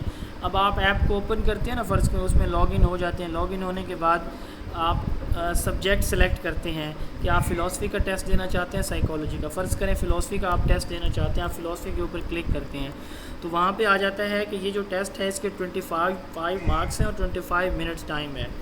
اب اس کے بعد سٹارٹ کا بٹن ملتا ہے، آپ سٹارٹ کے اوپر کلک کرتے ہیں، ٹھیک ہے. اب آپ کے پاس کویسچن نمبر 1 شو ہو جاتا ہے. اب آپ کویسچن نمبر 1 کو جو ہے وہ سالو نہیں کرتے، آپ کہتے ہیں کہ میں بعد میں اس کو سالو کروں گا اور آگے جانا چاہتے ہیں تو ایپ آپ کو ریسٹرکٹ کرتی ہے کہ نہیں پہلے اس کا جواب دیں، ٹھیک ہے. پھر آپ اس کا جواب دیتے ہیں. فرض کریں آپ کا جواب ٹھیک آ جاتا ہے تو نیچے جو ہے وہ کریکٹ کا وہ باکس جو ہے وہ گرین ہو کے اسکرین کے اوپر آ جائے گا کہ آپ کا جواب بالکل ٹھیک ہے. فرض کریں آپ کا جواب ہے غلط تو یہاں پہ جو ہے انکریکٹ کا جو ہے ریڈ باکس جو ہے وہ اسکرین کے اوپر ہائی لائٹ ہو کے آ جائے گا کہ آپ کا جواب غلط ہے. اب پھر آپ اگلی اسکرین پہ جانا چاہتے ہیں اگلے کویسچن پہ, تو ایپ آپ کو ریسٹرکٹ کرے گی کہ نہیں پہلے اس کا درست جواب بتائیں. تو ساتھ میں ایک چھوٹا سا لنک آپ کو دے دیا جاتا ہے کہ اس کا درست جواب دیکھنے کے لیے اس لنک کے اوپر آپ کلک کریں. یہ اس وقت شو ہوگا جب آپ کا جواب غلط ہو جاتا ہے. تو آپ اس لنک کے اوپر کلک کرتے ہیں, آپ وہاں اس جا کے پڑھتے ہیں کہ بھئی کریکولم کے 4 کمپوننٹ ہیں لیکن میں نے 3 سلیکٹ کیے تھے تو یہ 4 کمپوننٹ ہیں. اب دوبارہ آپ کو سوال اوپن ہوگا, آپ اس کے اوپر کلک کریں گے, پھر دین آپ نیکسٹ کویسچن کی طرف موو کریں گے. یہی ہوتا تھا پروگرام لرننگ میں. ایک سکرین یعنی یہ پروگرام یا جیسے سافٹ ویئر ہوتا ہے, ایک اپلیکیشن کے تھرو ٹیچنگ کرائی جاتی تھی. بچے کے سامنے ایک سوال ہوتا, وہ سوال کو دیکھتا, دیکھنے کے بعد اس سوال کا جو ہے وہ جواب کا انتخاب کرتا, پھر جب اس کو حل کر لیتا تو پھر اگلی سلائڈ پہ جاتا. تو programme learning basically programme based learning, computer based learning آپ کہہ سکتے ہیں, یا پھر ایپلیکیشن جس طرح کے ہم ڈفرینٹ ایپلیکیشنز ہوتی ہیں اس طرح کے طرز کی یہ تھی پروگرام لرننگ. اس میں ٹیچر جو ہے وہ موجود نہیں ہوتا تھا, صرف کمپیوٹر یا کمپیوٹر کا جو پروگرام ہے وہی سارے کام اسی سے ہی ٹیچنگ لرننگ بچے کی ہوتی تھی. اس کے اوپر ڈیٹیل میں جو ہے وہ موجود ہے, آپ chapter number 1 zone of education کے کسی بھی ایڈیشن میں دیکھ سکتے ہیں. ماڈرن میتھڈز آف ٹیچنگ میں یہ پروگرام انسٹرکشن کے اوپر کمپلیٹ ڈیٹیل مزید موجود ہے اگر کوئی دیکھنا چاہے. Have you listen term ESR education sector reforms کے بارے میں کوئی جانتا ہے؟ سر 2001 سے 2005 تک آئی تھنک یہ ایک پلان تھا. کیا اس پلان کا کیا آبجیکٹیوز کیا تھے؟ تو یہ نہیں پتا. سر اس کا ایک آبجیکٹیو تھا یو پی اور سیکنڈری ایجوکیشن, اور اس کے علاوہ اڈلٹ لٹریسی اور ارلی چائلڈہڈ کے لیے اس کا کام تھا, اور اس کے علاوہ ہائر ایجوکیشن اور مین اسٹریمنگ مدرسہ سسٹم. ایجوکیشن سیکٹر ریفارم جو ہے 2001 سے 2005 تک اس وقت کے جو پریزیڈنٹ ہیں جنرل پرویز مشرف نے یہ پروگرام انٹروڈیوس کروایا تھا. فری ٹیکسٹ بکس کی پروویژن, یعنی جتنے بھی ہمارے بچے ہیں ان کو فری ٹیکسٹ بھی, ہم ابھی بات کرتے ہیں اس پہ ڈیٹیل میں. یہ ایجوکیشن سیکٹر ریفارمز جو پروجیکٹ تھا, ریفارمز پروگرام تھا, اس کے تحت جو ہے یہ ہمیں مل رہی ہیں آج تک, یعنی میٹرک لیول تک جو فری بکس ملتی ہیں نا ان کی ہم بات کریں. جنرل پرویز مشرف نے انٹروڈیوس کروایا تھا نیشنل ایجوکیشن پالیسی کی بیس پہ. نیشنل ایجوکیشن پالیسی جو 1998 تھی, 1998 کی پالیسی, اس کی بیس پہ یہ سٹارٹ میں 2001 سے 2005 تک اس کا ڈیوریشن فائنل ہوا تھا, اور اس کے لیے ٹوٹل جو GDP ہے اس کی 4% ایلوکیشن فکس کی گئی تھی کہ ایجوکیشن, یہ فیڈرل گورنمنٹ کا پلان تھا چونکہ یہ مشرف صاحب اس وقت صدر تھے. تو ٹوٹل جو ہمارا بجٹ ہوگا اس کا GDP 4% GDP جو ایجوکیشن کے اوپر کیا کیا جائے گا, خرچ کیا جائے گا. اس وقت لٹریسی ریٹ تھا 51.6%, 51.6%. ٹھیک ہے, تو پھر اس پہ اس کے جو اخراجات تھے, تو چونکہ اس وقت ملینیم ڈیولپمنٹ گول تھے MDGs, ملینیم ڈیولپمنٹ گول میں گول 2 تھا یونیورسل پرائمری ایجوکیشن UPE. تو اس کا پہلا فوکس UPE کے اوپر تھا اور دوسرا USE کے اوپر تھا, یعنی یونیورسل سیکنڈری ایجوکیشن. تو چونکہ اس میں گول 2 جو تھا, میں نے کل یا پرسوں شاید بتایا تھا MDGs کے بارے میں, تو یہ کس سے ریلیٹڈ تھا, یونیورسل پرائمری ایجوکیشن کے اوپر اس کا زیادہ فوکس تھا. اس کے ساتھ ساتھ باقی بھی اس کے کچھ کمپوننٹ تھے وہ بھی ہم دیکھتے ہیں. اچھا, 2001 سے 5 تک یہ پروگرام لانچ کیا گیا تھا, لیکن فنڈز کی عدم دستیابی کی بنیاد پر اس کا پھر ڈیوریشن جو ہے 2002 سے 2006 کیا گیا. یہ 5 سالہ منصوبہ تھا, اس کو پھر 2002 سے 6 کیا گیا, یعنی 1 سال جو ہے آگے اس کا بڑھا دیا گیا تھا. اچھا, اس کے جو ہے وہ امپروونگ ایریاز کون سے سیٹ کیے گئے تھے؟ سب سے پہلے تو یونیورسل پرائمری ایجوکیشن, جیسے ابھی تھوڑی دیر پہلے میں نے بتایا UPE, چونکہ اس وقت MDGs 2 جو تھا, MDG 2 تھا ملینیم ڈیولپمنٹ گول 2, وہ اچیو کرنا تھا پاکستان گورنمنٹ میں. دوسرا ECCE early childhood care and education, جو ECE کی تعلیم ہے اس کے اوپر فوکس تھا کہ ECE کی جو تعلیم ہے یہ پروموٹ کیا جائے, اس کو پروموٹ کیا جائے. تیسرے نمبر پہ تھا سائنس اور ٹیکنیکل ایجوکیشن کا فروغ. چوتھے نمبر پہ تھا ایجوکیشنل جو کوالٹی ہے اس کو اشور کرنا. پرائیویٹ اور پبلک اور پرائیویٹ جو ہیں ادارے, ان کی آپس میں پارٹنرشپ بنانا. ہائر ایجوکیشن جو ہے ان کو پروموٹ کرنا اور جو دینی مدارس کی تعلیم ہے اس کو مین اسٹریم یعنی جنرل ایجوکیشن کے ساتھ کیا کرنا، میچ کرنا، اور ان کو بھی ان کا کریکولم میں وہی کنٹینٹ شامل کرنا جو جنرل ایجوکیشن میں ہے۔ اس کے بعد یعنی یہ فیڈرل گورنمنٹ نے انٹروڈیوس کروایا تھا، اس کے بعد پھر 2003 میں پنجاب نے ایک ESRP پروگرام انٹروڈیوس کروایا، Punjab education sector reforms programme. اب اس کا فوکس یہ تھا کہ ایڈمیشن ریٹ کو انکریز کریں، فری ٹیکسٹ بکس ہوں، جس کی ابھی میں بات کر رہا تھا، فری کتابیں ہوں، پہلی سے 10ویں تک، ہر سکول کو باؤنڈری وال دی جائے گی، یہ اس کے امپورٹنٹ جو ہے وہ فیچر ہیں۔ اس سے پہلے باؤنڈری والز نہیں ہوا کرتی تھیں، گرلز پرائمری سکولز کی بھی نہیں ہوتی تھیں، بوائز کی بھی نہیں ہوتی تھیں۔ تو ایک تو ایڈمیشن ریٹ کو بڑھانا، دوسرا فری ٹیکسٹ بک دینا، اور تیسرے نمبر پہ باؤنڈری وال اور wash rooms, even wash rooms بھی نہیں ہوا کرتے تھے سکولز میں، پرائمری اور ایلیمنٹری سکولز میں۔ تو انہوں نے فوکس کیا تھا 2003 میں آ کے پنجاب گورنمنٹ نے ان چیزوں کے اوپر، اور جو کلوز سکول تھے ان کو ری اوپن کرنا، ٹھیک ہے۔ تو فری ٹیکسٹ بک 2003 سے ملنا سٹارٹ ہوئی ہیں پنجاب ایجوکیشن سیکٹر ریفارمز کے تحت، جو کہ کس بیس پہ آیا تھا، ایجوکیشن سیکٹر ریفارمز پروگرام، جو کہ مشرف صاحب نے انٹروڈیوس کروایا تھا۔ نیکسٹ کویسچن ہے، یہ بھی بک کے اندر اور نوٹس میں یہ موجود ہے، جو چیپٹر آپ کا ہے لاسٹ ون ایجوکیشنل پالیسیز والا، ہسٹری آف ایجوکیشن والا، اس میں یہ موجود ہے۔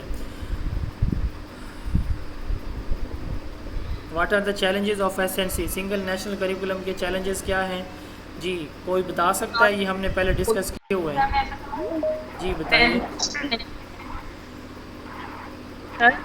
جی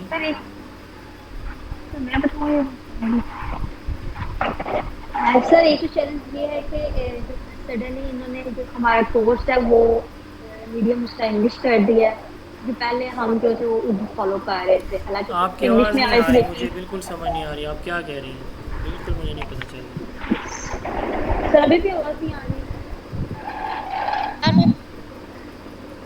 آواز جی آ رہی ہے؟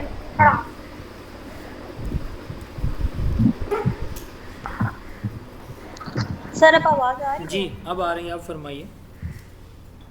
اچھا سر، ایک تو ان کا چیلنج یہ ہے کہ جو میڈیم آف انسٹرکشن ہے وہ انگلش کر لیا گیا تھا ٹوٹلی، بکس تو پہلے بھی انگلش میں ہی آ رہی تھی، لیکن ہمارے جو اسکول لیول پہ ہم اردو فالو کر رہے تھے۔ دوسرا یہ ہے کہ ایویٹس اور ٹیچر گائیڈس پرووائڈ نہیں کی گئی، حالانکہ پہلے ہمارے کریکولم کی پرووائڈ کی جاتی تھی۔ جی اور بالکل۔ تھرڈ یہ ہے کہ کورس ایک دم لینتھی ہو گیا ہے، اور ٹیچرس کے لیے بھی مسئلہ ہے اور اسٹوڈنٹس کے لیے بھی مسئلہ ہے۔ اور اس کے علاوہ فورتھ جو ہے ٹیچر ٹریننگ باقاعدہ طور پہ اس طرح نہیں کروائی گئی کہ جو ہمارے کنٹینٹس ہیں اس کے ریلیٹڈ ہو، ویسے ہی انہوں نے جو ہے مین کریکولم کے بارے میں انٹروڈیوس کروایا ہے۔ یہ میں تو 4 پوائنٹس ہی ہیں۔ جی کوئی اور؟ سر میں بتاؤں؟ جی سر پہلا چیلنج ہے میڈیم آف انسٹرکشن کا، سر دوسرا ہے سوشل ایکسیپٹنس کا، سر اس کے علاوہ انفراسٹرکچر کا پرابلم ہے، ٹیچر ٹریننگ کا ایشو ہے، اور انفیملیئر ٹیکنالوجی ہے، آؤٹ آف دا اسکول بچوں کو اسکول میں لے کر آنا، اور سر 18 امینڈمنٹ اس کا سب سے بڑا مین پرابلم ہے، اور جی سر سارے اسٹیک ہولڈرس کا ایک پیج پر نہ ہونا، لائک جو پرائیویٹ سپر رچ اسکولز ہیں وہ۔ ہاں، پروونسز کا ریفیوز کرنا اس کو امپلیمنٹ کرنے پہ، جیسے سندھ نے ریفیوز کیا ہوا ہے، یہ SNC کے چیلنجز ہیں۔ جی نیکسٹ کویسچن ہے، واٹ از ریسورس مینجمنٹ؟ کا ویک جی کانٹینٹ نالج کا ویک ہونا، یہ بھی تو ایک چیلنج ہے، اور سوری، ایکسیپٹیبلٹی کافی لوگوں نے اسے ایکسیپٹ ہی نہیں کیا۔ ہاں جی بالکل، بیسک وجہ یہی تھی کہ ہمارا نیشنل کریکولم ہماری نیشنل لینگویج میں ہی نہیں ہے۔ What is resource management? What is resource management? Resource management کس کو کہتے ہیں؟ جی ریسورس میں نے بتایا تھا کہ ہمارا جو، چلے میں بتا دیتا ہوں تھوڑا سا پھر آپ سے پوچھتے ہیں۔ ریسورس کہتے ہیں وسائل کو، اور اسکولز کے اندر 3 طرح کے ریسورسز ہوتے ہیں، اسکولز میں کالجز میں 3 طرح کے ریسورسز ہوتے ہیں، ایک ہوتے ہیں ہیومن، دوسرے ہوتے ہیں مٹیریل، اور تیسرے ہوتے ہیں فائنانشیل، ٹھیک ہے۔ ہیومن، مٹیریل اینڈ فائنانشیل 3 طرح کے ریسورسز ہوتے ہیں۔ اب ہیومن میں کیا چیزیں آتی ہیں؟ Teaching, non teaching staff, class four جس میں ہو گیا لیب اٹینڈنٹ وغیرہ ہو گیا، پی این ہو گیا، گیٹ کیپر ہو گیا، سیکورٹی گارڈ ہو گیا، کلرک ہو گیا ایٹسیٹرا، ہیڈ ٹیچر ہو گیا، اسکول کونسل کے ممبران ہو گئے. یہ سارے کے سارے آتے ہیں کس چیز، اسکول کونسل یا کالج کونسل. تو یہ آتے ہیں کس کے اندر، ہیومن ریسورسز کے اندر. دوسرے نمبر پہ ہوتے ہیں مٹیریل ریسورسز. اس میں آگے آپ کی بلڈنگ آ گئی، باؤنڈری وال آ گئی، پلے گراؤنڈ آ گئے، فرنیچر، واش روم، بجلی، پانی، یہ سارے آپ کے مٹیریل ریسورسز ہیں. تیسرے نمبر پہ آتے ہیں فائنانشیل ریسورسز. اسکول کے جو فنڈز ہوتے ہیں یہ آتے ہیں فائنانشیل ریسورسز کے اندر. ان تینوں کو پلان کرنا کہ کیسے ہم نے کس ٹیچر کو کیسے یوٹیلائز کرنا ہے، کلاس 4 کو، فنڈز کو، بلڈنگز کو، کلاس رومز کو ہم نے کیسے یوٹیلائز کرنا ہے. تو یہ کیا کہلاتے ہیں، ریسورس مینجمنٹ کہلاتے ہیں. Resource management is the practice of planning, scheduling and allocating people, money and technology to a project اور programme for attaining its objectives. تو ان تینوں کو ہم افیکٹولی پلاننگ کے ساتھ کیسے یوٹیلائز کریں گے تاکہ ہمارے جو آبجیکٹیوز ہیں وہ اچیو ہو جائیں. It is called resource management. What factor influence validity, validity کے اوپر کتنے فیکٹر جو ہے وہ اثر انداز ہوتے ہیں. جی میں بتاؤں. جی Sir, first of all, length of the test, then difficulty level of the test, then item constructions of the test, arrangement of the items of the test,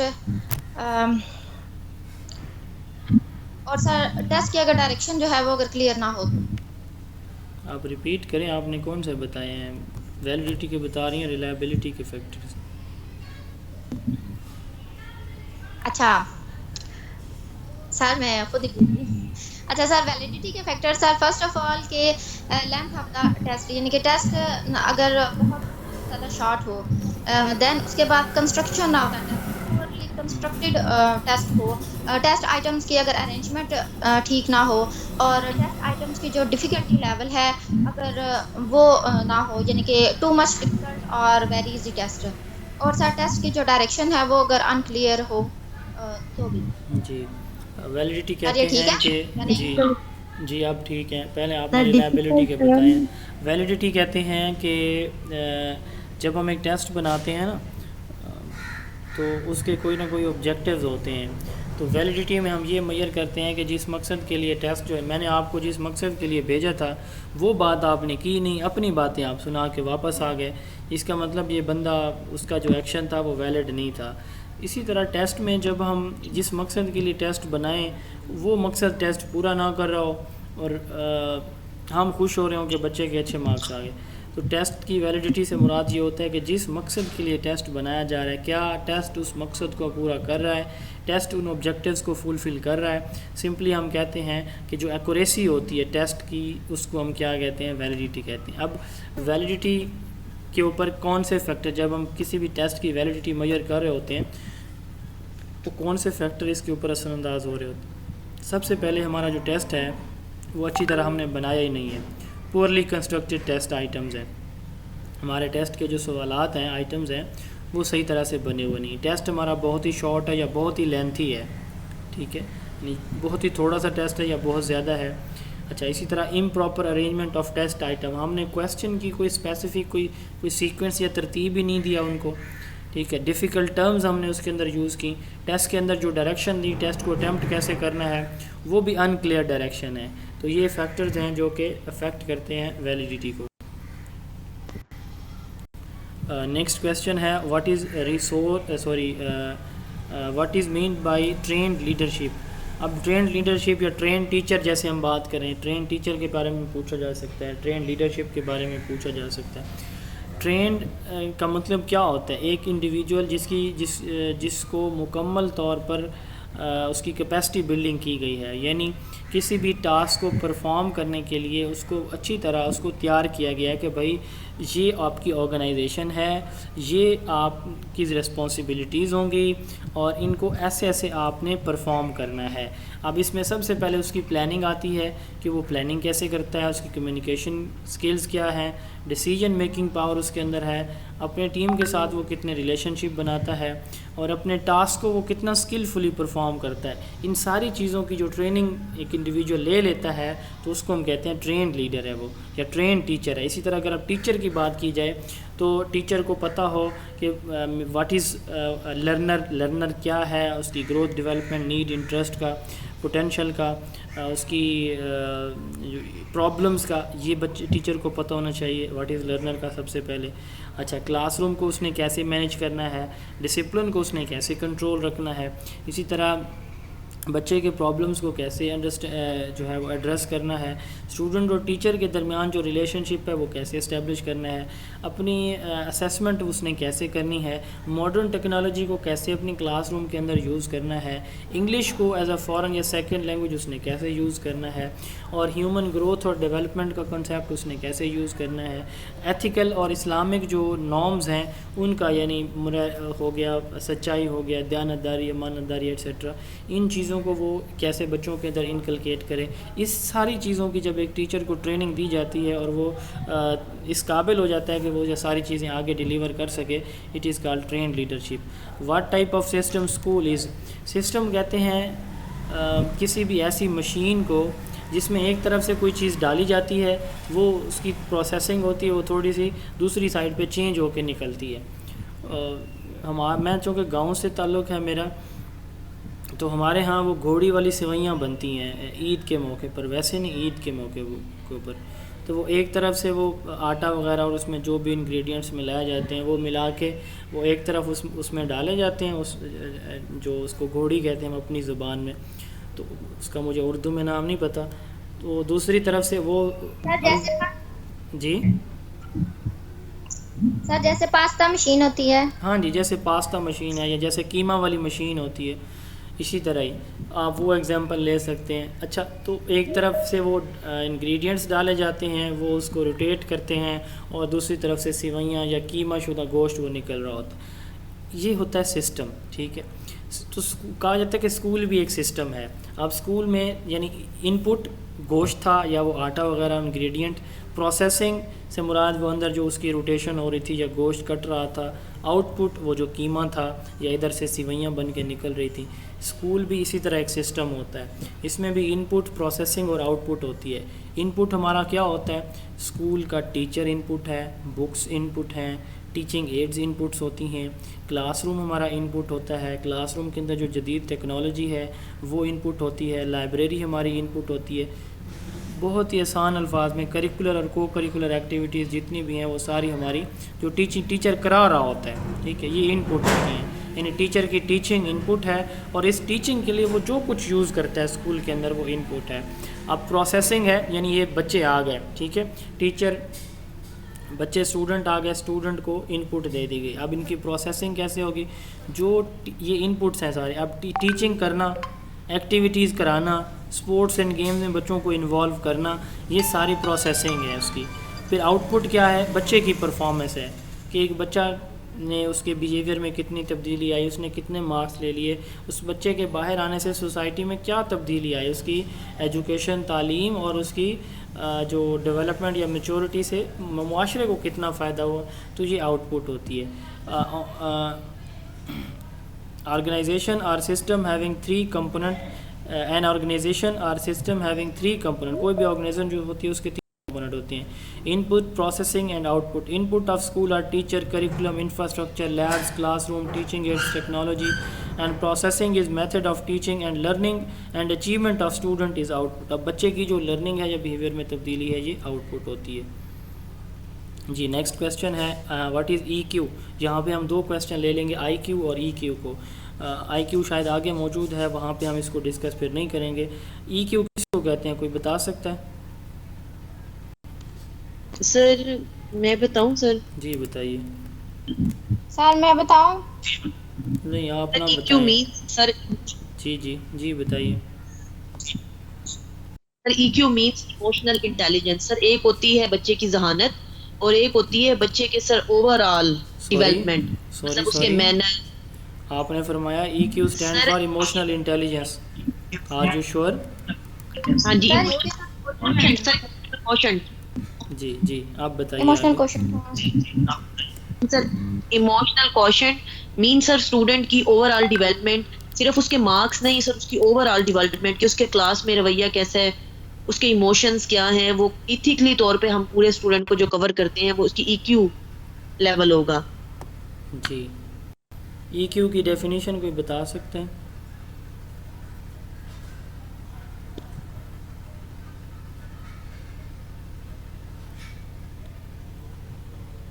G please.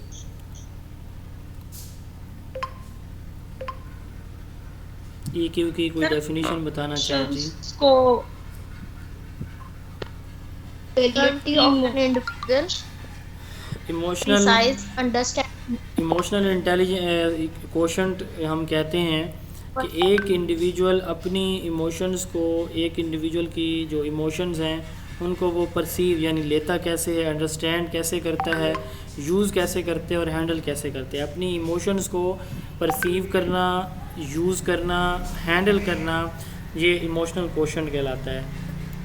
ability of an individual to perceive, understand, use and handle emotion is known as emotional quotient.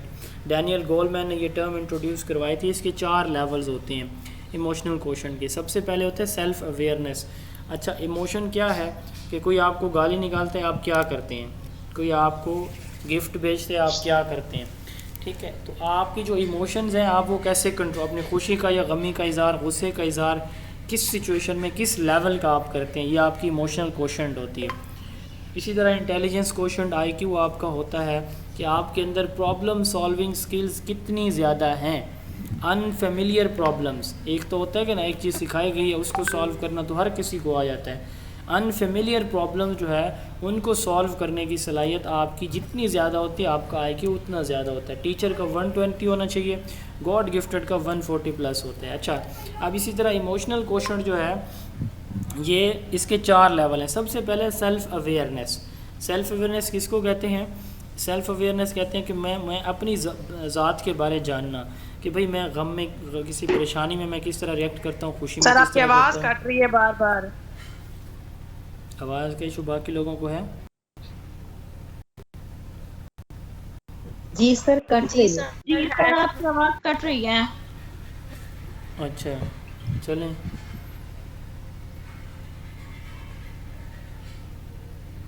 ایک second wait کیجیے گا. آواز نہیں آ رہی سر. میں بول ہی نہیں رہا. اب چلیے تھوڑا سا ویٹ کریں، میں نیٹ ورک چینج کر لیتا ہوں.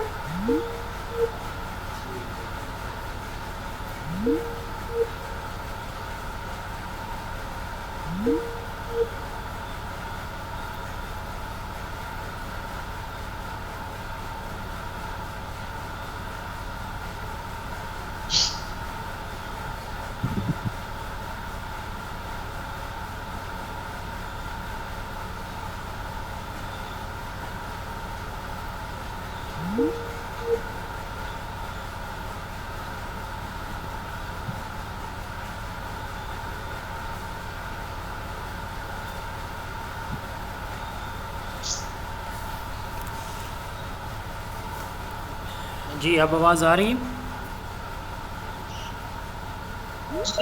آواز آ رہی. جی ایموشنل کوشنٹ کے 4 لیول ہوتے ہیں. سب سے پہلے سیلف اویئرنیس، اپنی ذات کے بارے میں جاننا، ٹھیک ہے. پھر ہے سوشل اویئرنیس دوسرے نمبر پہ.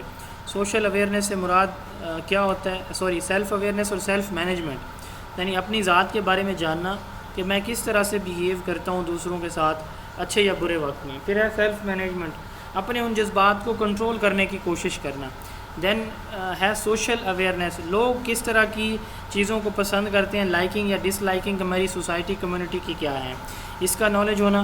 پھر ہے سوشل مینجمنٹ، اب جو لوگ جس چیز کو پسند کرتے ہیں تو کسی بھی پبلک پلیس پہ میں اس طرح سے بیہیو کروں جس طرح سے لوگ جو ہے ایکسپیکٹ کر رہے ہوتے ہیں. تو یہ ہے سوشل مینجمنٹ. 4 اس کے لیول ہوتے ہیں، self awareness, self management, social awareness اور سوشل مینجمنٹ. نیکسٹ کویسچن ہے who was Charles grant. Charles grant جو ہے father of modern education in India کہا جاتا ہے ان کو، کیونکہ انہوں نے انڈیا کے اندر جو انگلش جو ہے ایجوکیشن کو فروغ دیا، یعنی جو اس وقت جو برٹش کے کنٹرول میں تھا انڈیا، تو اس کو فروغ دیا. Charles grant who is often referred to as the father of modern education in India made recommendation for introduction of English education in India and English to be the official language of the company. یہ company سے مراد asset India company کے یہ ملازم تھے، ملازم نہیں تھے، ان کی پوسٹ مجھے یاد نہیں ہے، اگر کسی کو یاد ہو تو بتا دیجیے گا. یہ کسی بڑے عہدے پہ ہوں گے. I'm not sure کہ ان کا سیکرٹری تھے سر یہ. جی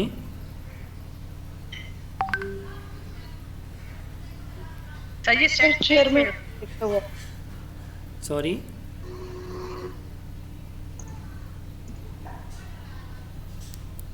Charles Grant, who is often referred to as father of modern education in India, made recommendation for introduction of English education in India and English to be the official language of the company for the local affairs. But his intentions and methods were not accepted by British Parliament. He served as chairman of the یہ بلکہ لکھا ہوا ہے chairman of the British East India Company. جو asset India company جو ہے تھی اس کے یہ چیئرمین تھے، اور انہوں نے جو انگلش ایجوکیشن ہے اس کو یہاں پہ انٹروڈیوس کروانے اور انگلش کو آفیشیل لینگویج جو ہے وہ قرار دینے میں ان کا امپورٹنٹ رول تھا انڈیا میں. وہ is known as father of Indian education. بر صغیر پاک کو ان سے پہلے جو فادر آف انڈین جو کہلاتے تھے. جی کوئی بتا سکتے ہیں؟ گاندھی جی سر. نو.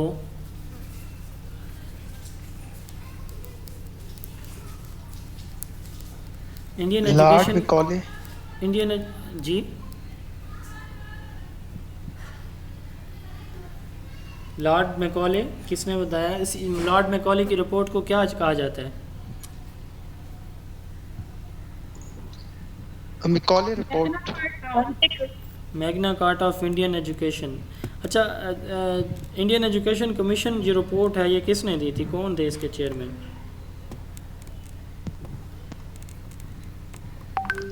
سر ولیم ہنٹر. کس سال دی گئی تھی یہ؟ 1882 میں سر.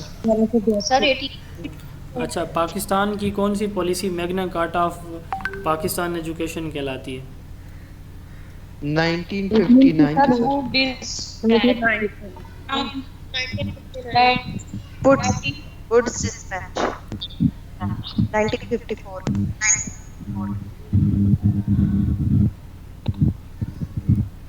جی 1959 کا جو کمیشن ہے اس کو Magna Carta of Pakistan education کہتے ہیں.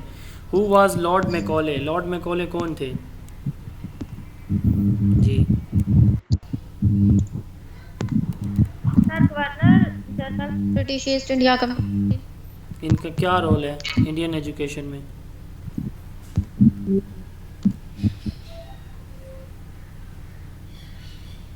جی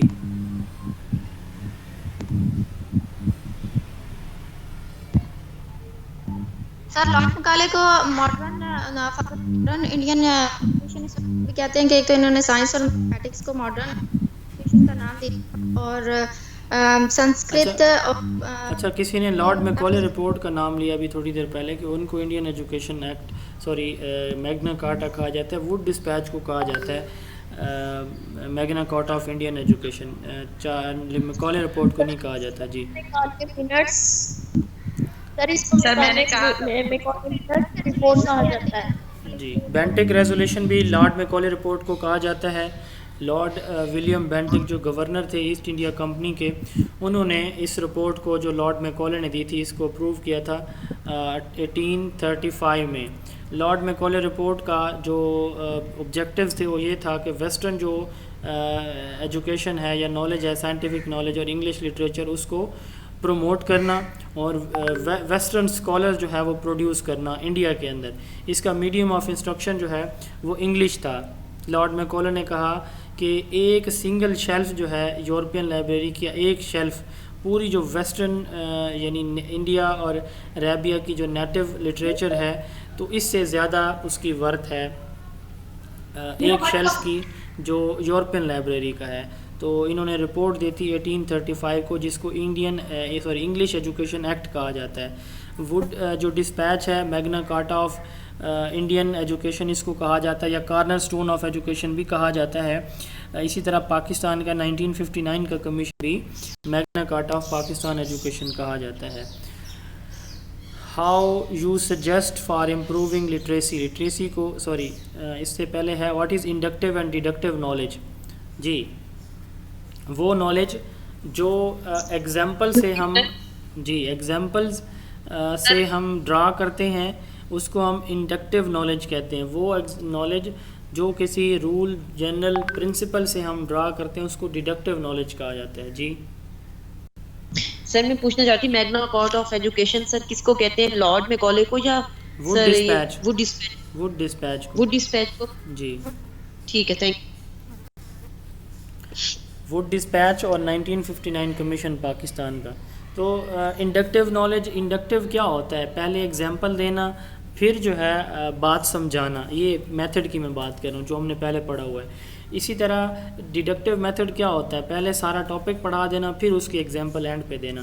اب انڈکٹیو نالج وہ نالج ہے جس میں ہم آپ کو ایک ایگزامپل دے دیتا ہے کوئی، ٹھیک ہے، اس ایگزامپل سے آپ کو انکلوژن خود ڈرا کر لیتے ہیں، یہ آپ کا انڈکٹیو نالج ہے۔ آپ کے کسی رشتہ دار کی کسی نے کوئی بات آ کے بتا دی تو آپ اس کو کیا کر دیتے ہیں، انڈیوس، یعنی ایک بات، اچھا وہ تو سارے ہی ایسے ہیں۔ اب یہ جو آپ نے کنسیپٹ بنایا ہے کسی ایک یا دو بندے کی بات کو سن کے، تو مجھے یاد ہے بکھر میں 2006-07 کی بات ہے، یہاں میرے ڈسٹرکٹ بکھر کی ایک تحصیل ہے دریا خان، تو اس میں ایک شہر ہے، علاقے کا نام ہے کوہاوڑ کلاں۔ تو وہاں پہ دو بھائی تھے، انہوں نے وہ جو فوت ہوتا وہ رات کو اس کو نکالتے قبر سے اور اس کو اس کا گوشت جو ہے وہ لے آتے اور پانی میں بوائل کر کے وہ کھاتے تھے، اللہ معاف کرے۔ اب مطلب میں اس وقت یونیورسٹی میں پڑھتا تھا، مجھے یاد ہے یہ 2011-12 کی بات ہے۔ وہ مطلب یونیورسٹی میں میرے کلاس میں نفرت کرنے لگ گئے تھے ہم سے کہ بھئی آپ لوگ تو مردہ خور ہیں۔ میں کہا یار ہم تو نہیں ہیں، اب دو بندوں کی وجہ سے آپ پورے ڈسٹرکٹ کو تو ایسا نہ گئے۔ تو بات کرنے کا مقصد یہ ہے کہ جب آپ کسی ایک یا دو ایگزامپلس کو لے کے اس کو جنرلائز کر دیتے ہیں سب کے اوپر، تو یہ کیا کہلاتا ہے؟ یہ کہلاتی ہے انڈکٹیو نالج۔ اور جب آپ کو ایک ایگزامپل دی جائے، ٹھیک ہے، آپ فرض کریں اسی کو اگر ہم دوسرے ورڈز میں لیں کہ بکھر جو ہے وہ بہت اچھا علاقہ ہے، اچھا آپ بکھر سے ہیں، آپ بھی بہت اچھے ہوں گے، تو پہلے جنرل بات ہوئی ہے، تو وہ نالج جو رول سے ڈرا کیا جائے اس کو ہم کیا کہتے ہیں؟ Deductive knowledge. اور جو ایگزامپل سے ڈرا کیا جائے اس کو ہم انڈکٹیو نالج کہتے ہیں۔ پیج 131 پہ موجود ہے۔ How do you develop reading habits in student? آپ بچوں کے اندر ریڈنگ ہیبٹس کیسے ڈیولپ کریں گے؟ آپ سب سے پہلے آپ ان کو لائبریری کی یا کوئی اور بکس دیں گے، اسٹوری بکس دیں گے۔ اسی طرح بچوں کے آپ گروپس بنائیں گے، چھوٹے چھوٹے گروپ میں آپ ان کو کوئی ریڈنگ ٹاسک دے سکتے ہیں، اسٹوری بکس آپ ان کو دے سکتے ہیں۔ کوئی ایسا اسائنمنٹ جو آپ ہوم ورک دیتے ہیں یا اسائنمنٹ دیتے ہیں، آپ بچوں کو کہیں کہ آپ نے صرف ریڈنگ کر کے لے کر آنی ہے۔ آپ کلاس میں بچوں سے کہہ سکتے ہیں کہ ریڈ الاؤڈ، ٹھیک ہے، ایک ریڈ الاؤڈ کرے، باقی سارے سنیں۔ اس کے ساتھ ساتھ جو بچے کی ریڈنگ ہے اس کو آپ ریکارڈ کر سکتے ہیں۔ ریڈنگ کو آپ ایک بچے کو ریپیٹیشن کرا سکتے ہیں۔ بچے کو جو کلاس ورک آپ دیکھتے تو اسکول ورک ہوتا ہے کہ ہوم ورک آپ جو بچے کو دے رہے ہیں گھر سے کر کے آئے۔ ایک یہ ہے کہ آپ 20 منٹ پڑھاتے ہیں، 10 منٹ آپ ان کو کلاس میں کوئی ٹاسک دیتے ہیں، اس کو کہتے ہیں کلاس ورک یا اسکول ورک۔ آپ جو اسکول ورک یا کلاس ورک دے رہے ہیں تو اس میں بھی آپ ریڈنگ کا دیں۔ آپ ریڈنگ کی کمپٹیشن ارینج کرائیں، ریڈنگ کے اوپر اپریسیشن دیں، پیئر کی شکل میں آپ ریڈنگ کرا سکتے ہیں۔ آپ اپنی کلاس میں ڈیلی روٹین بنا لیں کہ بچوں کو اس ٹائم میں ریڈنگ کرانی ہے۔ آپ بچوں کو لائبریری جا کے وہاں ان کی ایک سیٹنگ ارینجمنٹ کرا کے وہاں ان کو ریڈنگ پریکٹس ان کی کرا سکتے ہیں۔ آپ ان کو سٹوری یا میگزین بھی دے سکتے ہیں۔ یہ ڈفرینٹ ٹیکنیک ہیں کہ آپ بچوں کے اندر ریڈنگ کیسے ڈیولپ کر سکتے ہیں۔ How you suggest for improving literacy? Literacy کس کو کہتے ہیں؟ Ability to read, write and comprehend the textual information. جو آپ کے پاس ٹیکسٹ کی شکل میں ایک انفارمیشن، ٹیکسچول یا اورل انفارمیشن بھی آپ کہہ سکتے ہیں۔ Ability to read, write and comprehend, یعنی لکھنا، پڑھنا اور اس کو سمجھنا۔ یا دوسری لفظوں میں ability to read write and to speak. یہ اسپیک بھی آپ اس میں یوز کر سکتے ہیں، یعنی کسی اردو زبان کے بارے میں جاننا، ٹھیک ہے، اس کو پڑھنا، جاننا، لکھ سکنا اور اس کو بول سکنا، یہ لٹریسی ہے. ٹھیک ہے. اب آپ لٹریسی کو کیسے امپروو کر سکتے ہیں؟ سب سے پہلے تو ہم یہ دیکھیں گے کہ ہمارے جو لٹریسی ریٹ ہے وہ کتنا ہے اس وقت. اس کے لیے کافی سارے پروجیکٹ جو ہیں وہ شروع کیے گئے. 1980 سے 1990 میں یہ آپ کو سلائڈز بھیجی ہیں، جن کے پاس بکس ہیں وہ دیکھ سکتے ہیں. 1980 سے 90 کی دہائی میں تو بہت زیادہ اس پہ کام ہوا ہے. تو وہ بھی آپ پروجیکٹ ڈفرینٹ شامل کر سکتے ہیں لٹریسی کو امپروو کرنے کے لیے. وہ سارے آپ دیکھ لیں بے شک. اس میں جیسے اقرا اسکول ہے، مساجد کے اندر لٹریسی سینٹر بنائے گئے تھے، جیلوں کے اندر فارم پہ جہاں پہ لوگ کھیتوں میں کام کرے وہاں پہ لٹریسی سینٹر بنائے گئے تھے. تو یہ چیزیں آپ شامل کر سکتے ہیں. اچھا، اس طرح میڈیا کو ہم یوٹیلائز کر سکتے ہیں. یہاں پہ جو ٹیکنیکس لکھی ہیں وہ پڑھ لیتے ہیں. Understand gap in developing educational policies and standard policies میں اس ایجوکیشنل پالیسیز میں اس پہ اسپیشل فوکس ہونا چاہیے. Increase investment in government schools and targeting funding to those with the greatest need. جہاں پہ جن اسکولز میں فنڈ کم ہے اور انفراسٹرکچر یا ضروریات جہاں پہ پوری نہیں ہو رہی تو ان کو زیادہ فنڈ پرووائڈ کیے جائیں. Modernising the teaching profession to meet the need of the student. بچوں کی جو نیڈز ہیں ان کو زیادہ جو ہے وہ فلفل کیا جائے. ٹیچر کی نیڈ کو، اسٹوڈنٹ کی نیڈز کو فلفل کیا جائے. نیو اسکول اسٹیبلش کیے جائیں 2 kilometre at least 2 kilometre radius میں.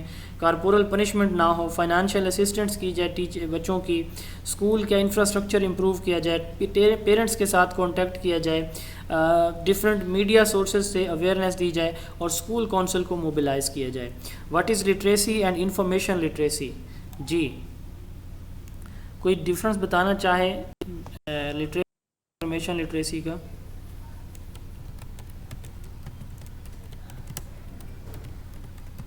آواز آ رہی ہے میری؟ جی سر آ رہی ہے آپ کی آواز. جی کون بتائے گا؟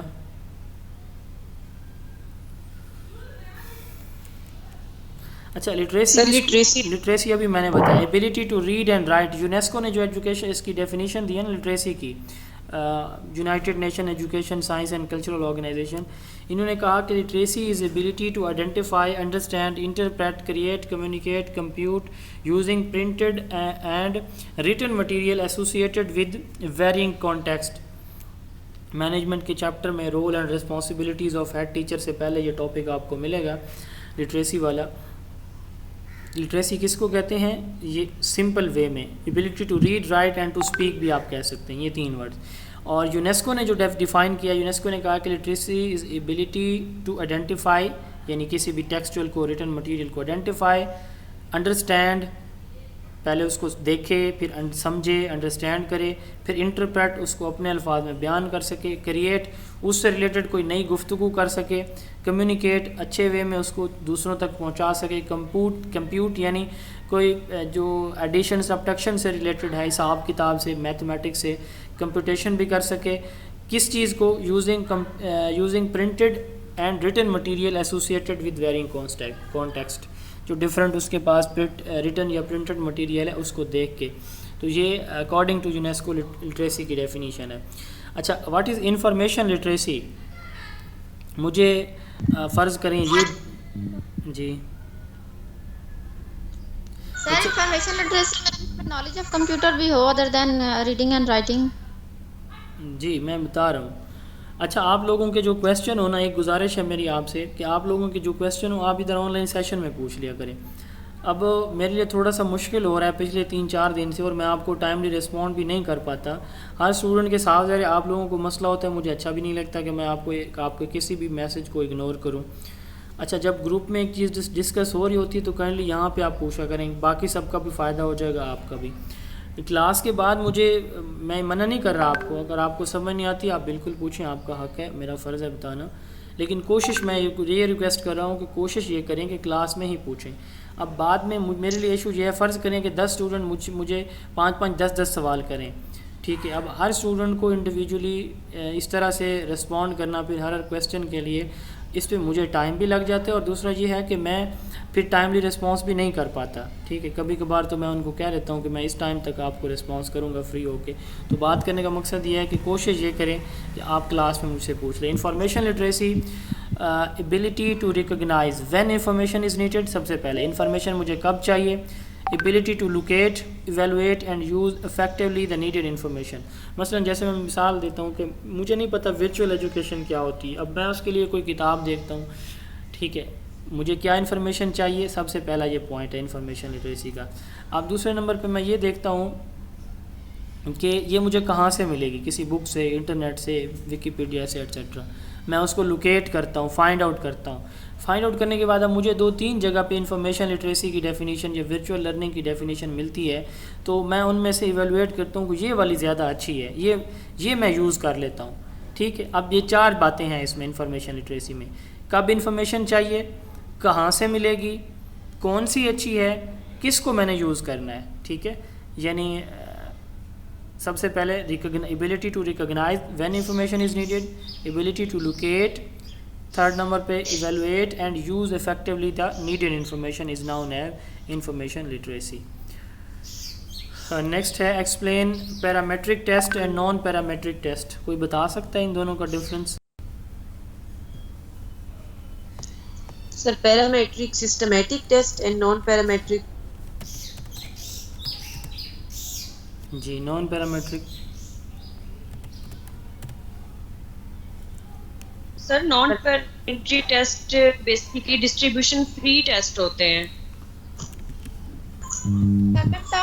جی اور بتائیے. جو پیرامیٹرک ٹیسٹ ہوتے ہیں اس پر ڈسٹریبیوشن ایسے ٹیسٹ جی کوئی بتانا چاہے تو. سر جو پیرامیٹرک ٹیسٹ ہوتے ہیں نا اس میں مطلب کہ ہم لارج نمبر آف سیمپلس کو یوز کرتے ہیں، جبکہ نان پیرامیٹرک ٹیسٹ جو ہے وہ اتنے پاورفل نہیں ہوتے اور اسمال نمبر آف سیمپل جو ہے وہ اس میں یوز کرتے ہیں. یعنی کہ جو اسٹیٹسٹکلی اسٹرانگ جو ٹیسٹ ہوں گے وہ پیرامیٹرک ٹیسٹ ہوں گے، اور جو سمپل سے جو ٹیسٹ ہوں گے وہ نان پیرامیٹرک ٹیسٹ ہوں گے. جی بیسیکلی ہم ریسرچ میں یوز کرتے ہیں. پیرامیٹرک ٹیسٹ ہم ریسرچ میں اس وقت یوز کرتے ہیں جب ہمارے پاس جو سیمپل سائز ہوتا ہے وہ لارجر ہوتا ہے، 20 یا 15 20 یا اس سے زائد. اچھا، اس کے ساتھ ساتھ جب ہم کسی بھی پاپولیشن سے ڈیٹا کلیکٹ کرتے ہیں اور ہمیں پتہ ہوتا ہے یعنی پاپولیشن کے بارے میں جو نالج ہے ہمارے پاس وہ مکمل نالج ہوتا ہے ہماری پاپولیشن کے بارے میں، اس وقت ہم یوز کرتے ہیں. یہ زیادہ اسٹرانگ یا پاورفل ہوتے ہیں، اس سے ہم زیادہ کنکلوژن ڈرا کر سکتے ہیں. اس کے لیے جو اسکیل یوز ہوتے ہیں میجرمنٹ اسکیل، ان کے لیے وہ انٹرول اور ریشو اسکیل یوز ہوتے ہیں. جبکہ جو نان پیرامیٹرک ہیں ان میں سیمپل سائز نارملی اسمال ہوتا ہے، اس میں یہ اسٹیٹسٹیکلی تھوڑے لیس اسٹرانگ ہوتے ہیں، ان سے ہم زیادہ کنکلوژن ڈرا نہیں کر سکتے. ان کے لیے نامنل اور آرڈینل اسکیلز جو ہیں یہ یوز ہوتے ہیں. ان ٹیسٹ کو ہم جو ہے نان پیرامیٹرک ٹیسٹ کہتے ہیں. نیکسٹ کویسچن ہے واٹ از صوفہ. کوئی بتا سکتا ہے صوفہ کیا ہے؟ صوفہ اور دار ارقم کیا ہے؟ سر صوفہ جو ہے مدینہ منورہ میں حضرت محمد صلی اللہ علیہ وسلم کی درسگاہ تھی جہاں وہ صحابہ کرام کو تعلیم دیتے تھے. یس. صوفہ پہلے بنا تھا یا دار ارقم پہلے بنا تھا؟ سر آئی تھنک دار ارقم پہلے بنا تھا. ہمارے نبی کریم صلی اللہ علیہ وسلم پہ جو پہلا لفظ جو ہے وہ وحی کی شکل میں اترا وہ تھا ریڈ، اقرا. ٹھیک ہے، سورہ علق کی 5 آخری پارے میں ہے سورہ علق، اس کی پہلی 5 آیات نازل ہوئی تھیں. اچھا، یہ میں ویسے جنرل انفارمیشن آپ کو دے رہا ہوں. واٹ از دار ارقم؟ ایک صحابی تھے حضرت ارقم بن ابی الارقم، مکہ شریف میں، مکہ مدینہ میں.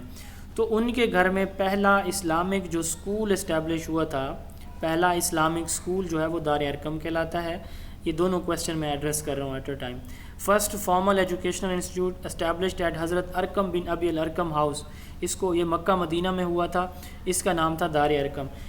ہم نبی کریم صلی اللہ علیہ وسلم نے نبوت کے بعد 622 عیسوی میں، ٹھیک ہے، 1 ہجری کو ہجرت فرمائی مکہ سے مدینہ شریف.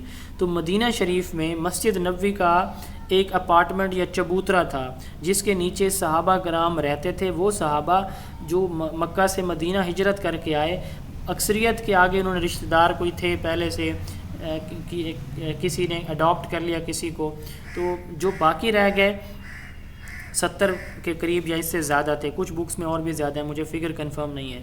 تو یہ صحابہ اس چبوترے کے نیچے رہتے وہیں پہ مستقل ان کا قیام تھا، اور وہیں سے یہ جو دین کی تبلیغ ہے ہمارے نبی کریم صلی اللہ علیہ وسلم سے سیکھتے تھے. تو دار ارقم مکہ میں تھا، صفا مدینہ میں تھا. اور صفا جو ہے وہ چبوترے کو کہا جاتا ہے اس میں اردو میں. ٹھیک ہے.